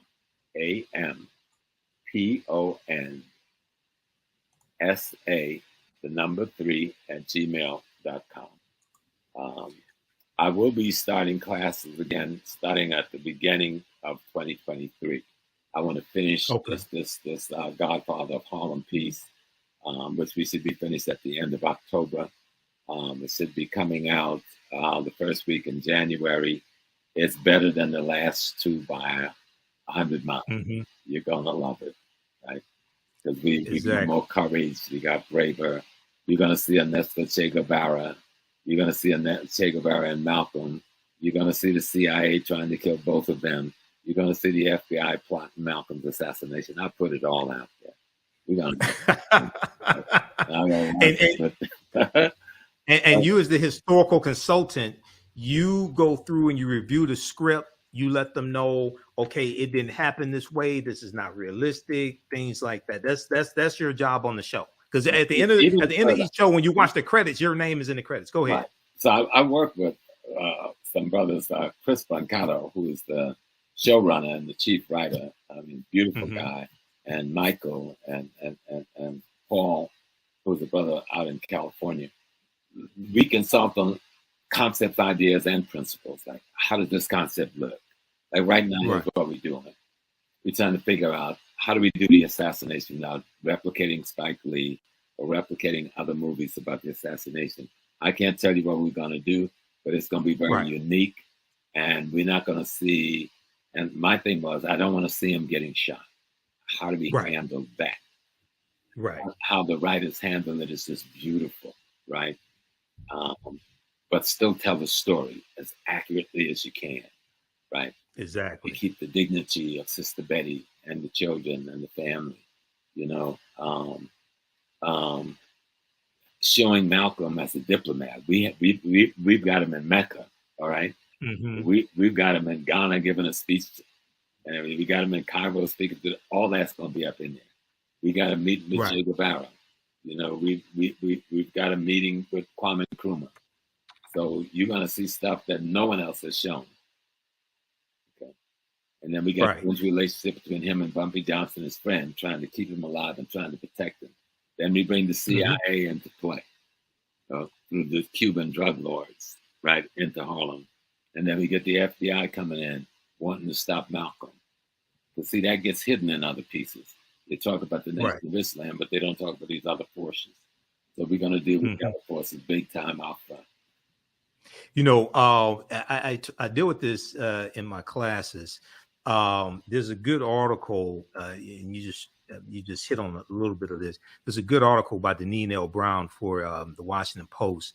It deals with the day Dr. King met Malcolm X, March 26, 1964, at the U.S. Senate debate for the Civil Rights Act. Martin Luther King Jr. met Malcolm X just once. The photo still haunts us with what was lost. But what I want to hit on very quick. We got him down in Selma. In the movie, we got him doing the speech in Selma. We got a meeting with Andy Young. We got a meeting with Coretta. We're going to tell the story hard. Well, Malcolm gets in. What I was going to hit on, when Malcolm officially separates from the Nation of Islam, March 8, 1964, Malcolm gets involved in the Civil Rights Movement. Right. Okay. And that's a part of Malcolm's life that's not talked about a lot. You got to do some research to understand this. You can't just quote excerpts of Malcolm's speeches. And Malcolm, the Battle of the Bullet that he first delivers that I know of, March 29, 1964, in Washington Heights, New York. One of the things he's talking about in the speech is interjecting Black nationalism into the Civil Rights Movement. Right. Okay. He actually has a meeting in 65 and Ruby Dee's brother's Tom's house in Queens. And he meets with all of the civil rights leaders there. The only one that didn't make it was Dr. King, but Dr. King, he sent his rep. All right. And they agreed that they would work together. And Fannie Mahima, who was at that meeting, invites him to come to Mississippi, a lecture that would have taken place of 2 weeks after he was assassinated. Right. In the documentary, Make It Plain, they talk about that, but they said it was at Juanita Portier's house. No, it was Tom's house. Tom's house? Okay. Tom's house. And what was his relation to Ruby Dee? His brother. That's Ruby Dee's brother. Ruby Dee's brother. Okay. Ozzie Davis's wife, and Ruby Dee. They were very close to Malcolm, that whole family. Right. So exactly. Belafonte, of course. He was, those men were. Because they had this meeting. They had this meeting with the major civil rights leaders and Malcolm, so they could put all their differences out on the table and work together. That's basically what the meeting. And this is what forced Hoover to get more aggressive towards Malcolm's removal. Hoover, if you think he had an issue with Dr. King being a Messiah, now Malcolm and Dr. King talking about uniting, this guy's obviously gone crazy in DC at this time. Right. And that's when he gave that order, do something about him. Well, you can't buy him. He won't take your money. You can't frighten him. What does do something about Malcolm X mean? Right. This is what I was getting at. When they met, they only met for a couple of minutes. When they met, Malcolm told Dr. King, "I'm throwing myself into the heart of the civil rights struggle." This is what Malcolm was doing. And one of the things that Malcolm talked about in the Battle of the Bullet is registering African Americans in Harlem to vote as independents. Mm-hmm. And he's going through talking about the importance of understanding politics and getting involved politically. And then June 28, 1964, when he delivers his speech announcing the formation of the Organization of Afro-American Unity, the speech that people call By Any Means Necessary. He lays out this 5-point platform, and he talks about voter registration in there. He talks about economics, of course, and education, but he talks about political engagement and voter registration as well, and understanding how to leverage. That was not new with Malcolm, because when he was still in the nation, he was trying to work with the Freedom Now Party, but the messenger stopped it. Mm-hmm. So he always been trying to have that kind of engagement, but the nation wanted to remain a religious organization and not a political organization. That was part of the conflict that got him separated from the nation. Exactly. And, July 31st, 1963, Malcolm sends a letter. He's in the Nation of Islam. He sends a letter to the leading civil rights organizers, including Dr. King, and he's requesting a meeting with them that's going to take place in Harlem, New York. I think it was August of 67, right around that time, August of 63. And Malcolm was calling for a unification of the civil rights leaders and their followers. He said that we have to find a common solution to a common problem posed by a common enemy. This is what Malcolm was doing while he's in the nation. He's calling for unification of the civil rights leaders and their followers. He's saying that we should be able to submerge our minor differences, the Negro leaders submerge our minor differences to find a common solution to a common problem posed by a common enemy. And this is what we need to do today, brother. Yeah. And so when you read that, I wish you'd send me that article. I'd like to take it to the I'll send it to you. I've got thousands of articles, Professor Small. Seriously, I'll send it to you. Right around those issues right now. And see, when you see that, then you understand why the split with the nation. You see the hand of COINTELPRO. Right. Okay. Right. COINTELPRO is well at work in the nation at this time. And the one thing they want to do is destroy the partnership between Elijah Muhammad and Malcolm X. And they were able to effectively do that in November 63. And once they got him out, they went to work to make sure they could never get back together. And then as Malcolm slides, as he does, to move in partner with Dr. King, they killed him. Yep. Exactly. Well, look, brother, it's been fantastic. People have learned so much. Everybody support Professor James Small and support the African History Network again. Here's his website, ProfessorJamesSmall.com, ProfessorJamesSmall.com. And then his Cash App also is $ Dr. James Small, $, Dr. James Small. And then be sure to support the African History Network as well. Well, look, brother, it's been fantastic. I know you got to run. Let's go ahead. Come back and call out The Woman King. That's why we came together. And people should go and watch it. It's an extraordinary document. It's a good movie if you just want to be entertained with some really fantastic acting. But if you want to have your African melanin stimulated, this will do it. I guarantee. Absolutely. You'll come away blown away by this movie. You'll come away wanting to learn more about African history and who you are. That's what happened with Malik. That's so powerful. I'm going to do my DNA sometime soon. I'm going to use African ancestry. Yeah, I did African ancestry. I did my mitochondria, which is my grandma, and that's 100% Sierra Leone. But I knew my great grandma who came from West Africa, and I knew my great grandpa, my great grandpa who came from East Africa on my grandma's side. She was the root woman, the Yoruba priestess, the Dada, and the plantation I grew up on. So it's just so much of it is like, wow. I mean, like I said, I don't cry in movies. These people had me crying. I mean, the tears. Right. Me too. I shed some tears at the end too. It was like I almost lost my breath a couple of times, and stunning the way they did the essays and solved, the conflict resolutions they brought about with the situations that was clear, the problems, how they solved the problems. Let me explain to people what I'm saying. When you're making a movie, you create problems, you create contradictions, and the movie is about how do you bring resolution to the contradictions, right? They just do a fantastic job of it. And, exactly. And Miss Davis is just, when you see her, she is the woman king. When you see her, she is the warrior general leader. No doubt about it. Naniska. Yep. And Naniska was a real Agojie, but she wasn't a general. Right. So I listened to an interview. I've listened to a number of interviews that Gina Prince-Bythewood, the director, has done, as well as Viola Davis. And Gina Prince-Bythewood said that the character of Naniska was an amalgamation. Yeah. Well, it's a combination of different Agojie. Heroine and heroes, when you dealing with fictionalized history, it is an amalgamation of multiple characters. Right. And that's how you make it work. And they made it work because, like I said, this could have happened anywhere in Africa, and it did happen in multiple places in Africa.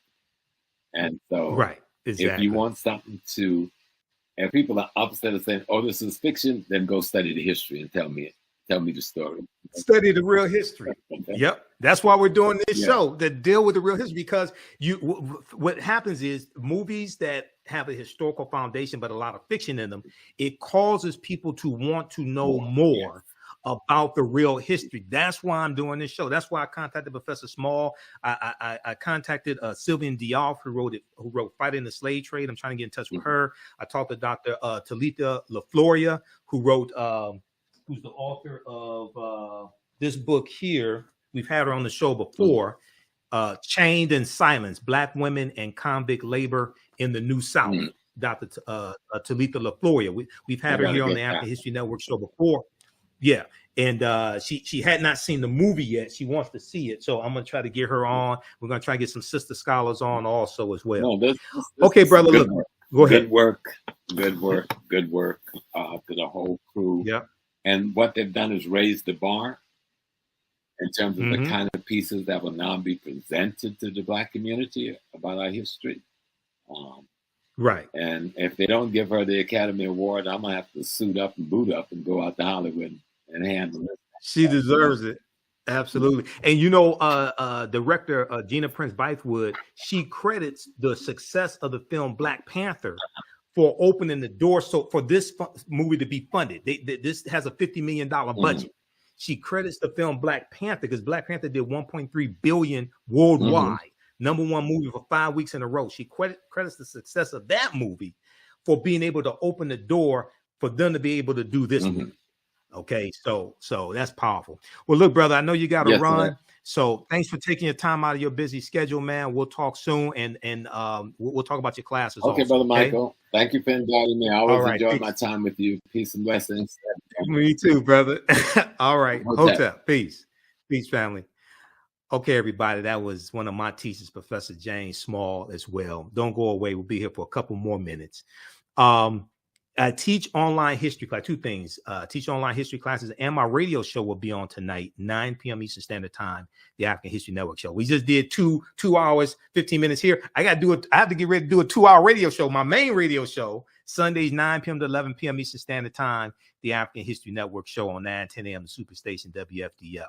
But if you visit our website, TheAHNShow.com, this is our new website, TheAfricanHistoryNetwork.com. If you go to our old website, which is AfricanHistoryNetwork.com, it'll redirect here. Information about the radio show is here. Download the iHeartRadio app or the TuneIn app on your smartphone. You can listen live Sundays, 9 p.m. to 11 p.m. Eastern Standard Time. Click here to listen to audio podcasts of our shows. And also we broadcast on Facebook and YouTube when I'm on live. PayPal, Cash App information's here as well. And then I teach online history classes, okay? And this really helps support the African History Network and finance what we do, okay? Because it takes a lot to be able to do this. Is a lot of expense, different services I have to pay for. So I teach an 8-week online class called Ancient Kemet, the Moors, and the Ma'afa, Understanding the Transatlantic Slave Trade, what they didn't teach you in school. This class is scheduled for Thursdays, 7 p.m. to 9 p.m. Eastern Standard Time. Next class is September 29th. The class is on sale $80, regularly $130. We do the sessions live. All the sessions are archived and recorded. You can go back and watch it anytime, okay? You click right here to register here. You can pay by debit card, credit card, or PayPal. If you want to pay by Cash App, just email me through the website. Just click on Contact the African History Network right through the website. Email me, and we can set it up where you can do it through Cash App, okay? Because sometimes people just send me money through Cash App, and I don't know what it's for. If you send... you could send it through Cash App. I need your email address to enroll you in the class. So yeah, just email me because I want to keep the money straight. Just email me if you want to do it through Cash App, okay? But we deal with thousands of years of history and what leads up to the transatlantic slave trade. We go through this history chronologically as much as possible.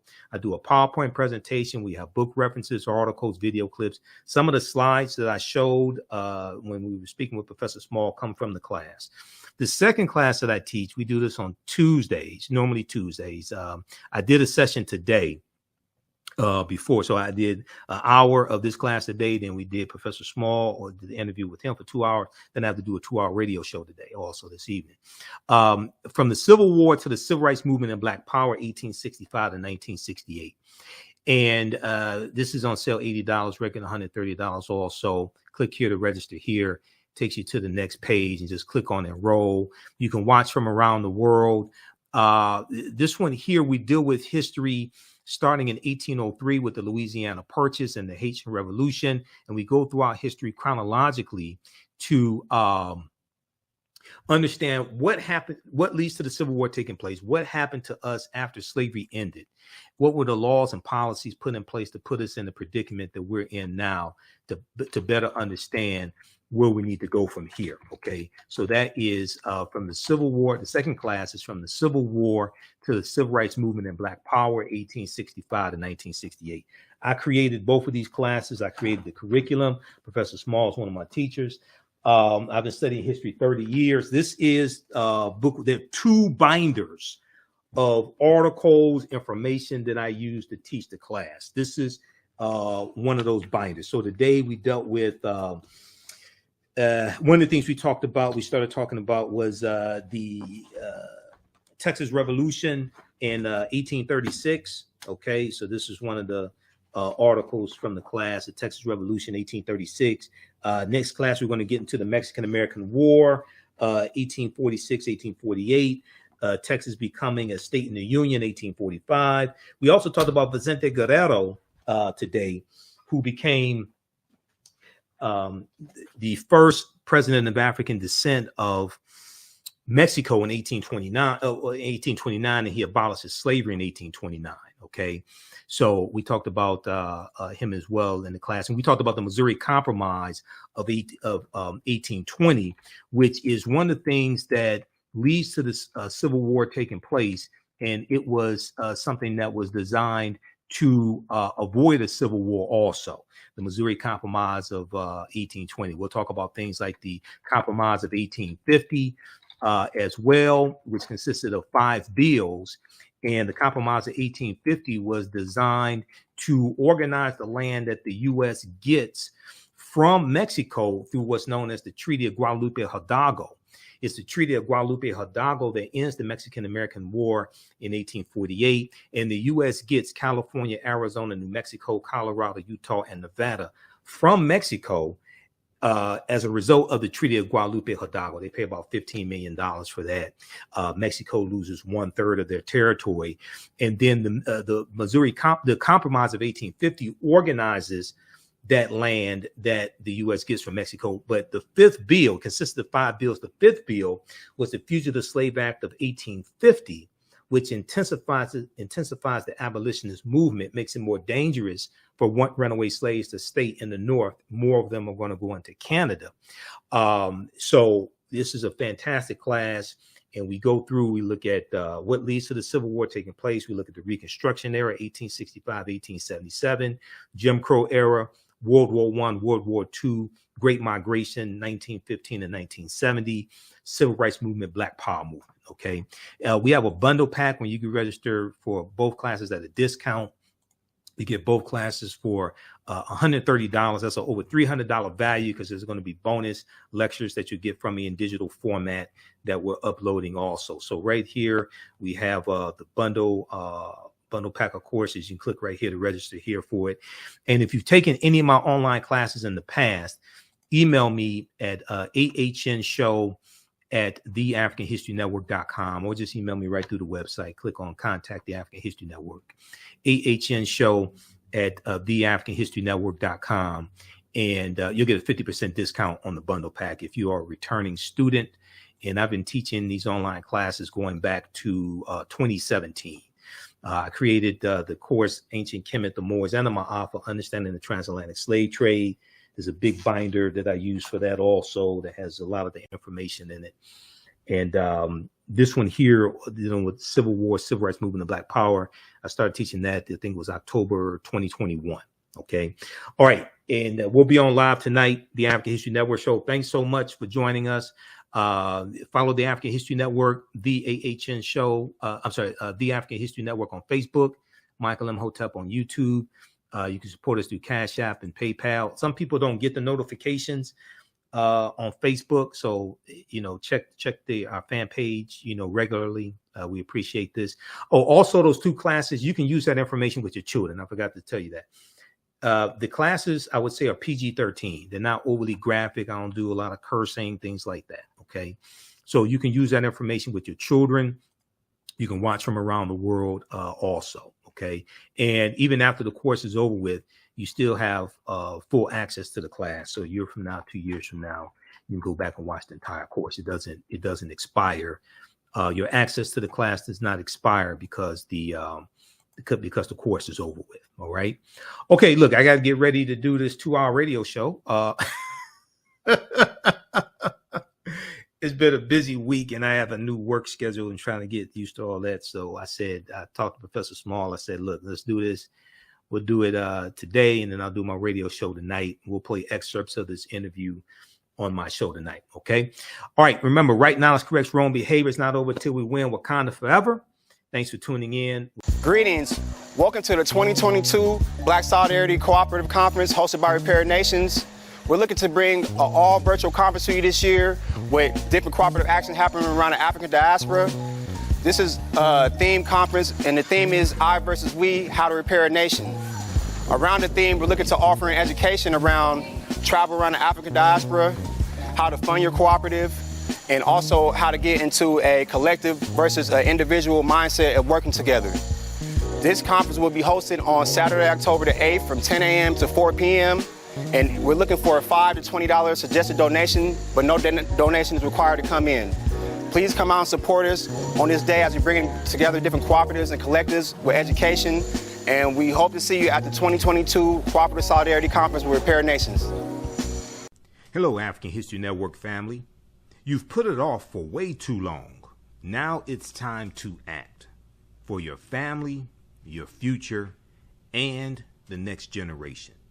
Get life insurance for that peace of mind and security for you and your loved ones. Build your financial foundations starting today. Your independent agent at Fortified Trust Life Brokers, with over a dozen strong A-rated life insurance companies to offer you the life protection you need when it comes to final expense, term life, whole life, mortgage protection, annuities, and more. They are currently licensed in Alabama, Georgia, and South Carolina. Don't let a pre-existing health condition hinder you from getting life insurance. You can get the affordable coverage you need today. Life insurance is only the beginning. Email them at Fortified Trust Life for a free fact sheet explaining the 5 basic building blocks for a strong financial foundation. It's their gift to you to help you fortify your future. Email them at fortifytl828@yahoo.com or call them at 706-339-5096 and leave a message. Fortify your future today.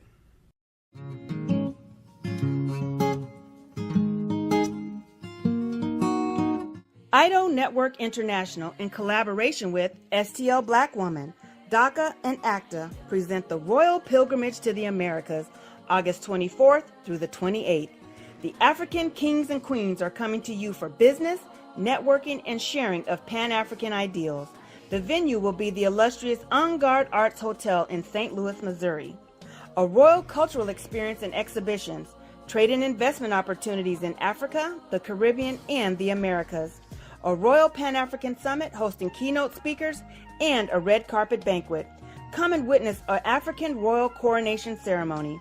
Register at www.idonetwork.org to book your ticket to wine and dine with African royalty. Vendor opportunities available. Get face-to-face with the royals who own the land and resources for business. Contact DACA for deal room information at 602-730-4572.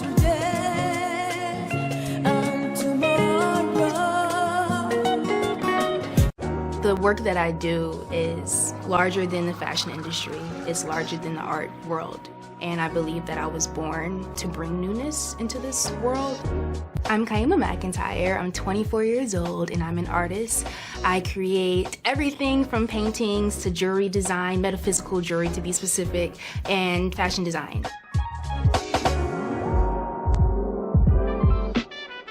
The only reason why my prom dress went viral is because people needed it. Within a few days of going viral, Notori Naughton reached out to me and she's like, I saw your dress, can you make me a dress? I was equally as shocked to be asked by a celebrity to design their dress at the age of 17.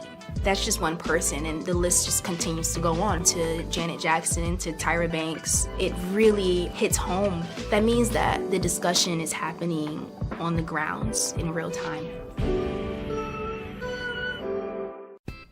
iRedify is a Black-owned digital platform that showcases Black and Brown cultures and people. The books on the platform are written by African American authors, Afro-Caribbean authors, African authors, and so much more. Kids 14 and under can read ebooks, listen to audiobooks, and complete learning activities. Kids can even write in the books digitally. Get unlimited access to everything on the platform for only $8.99 a month at iRedify.com. Sign up for your membership today.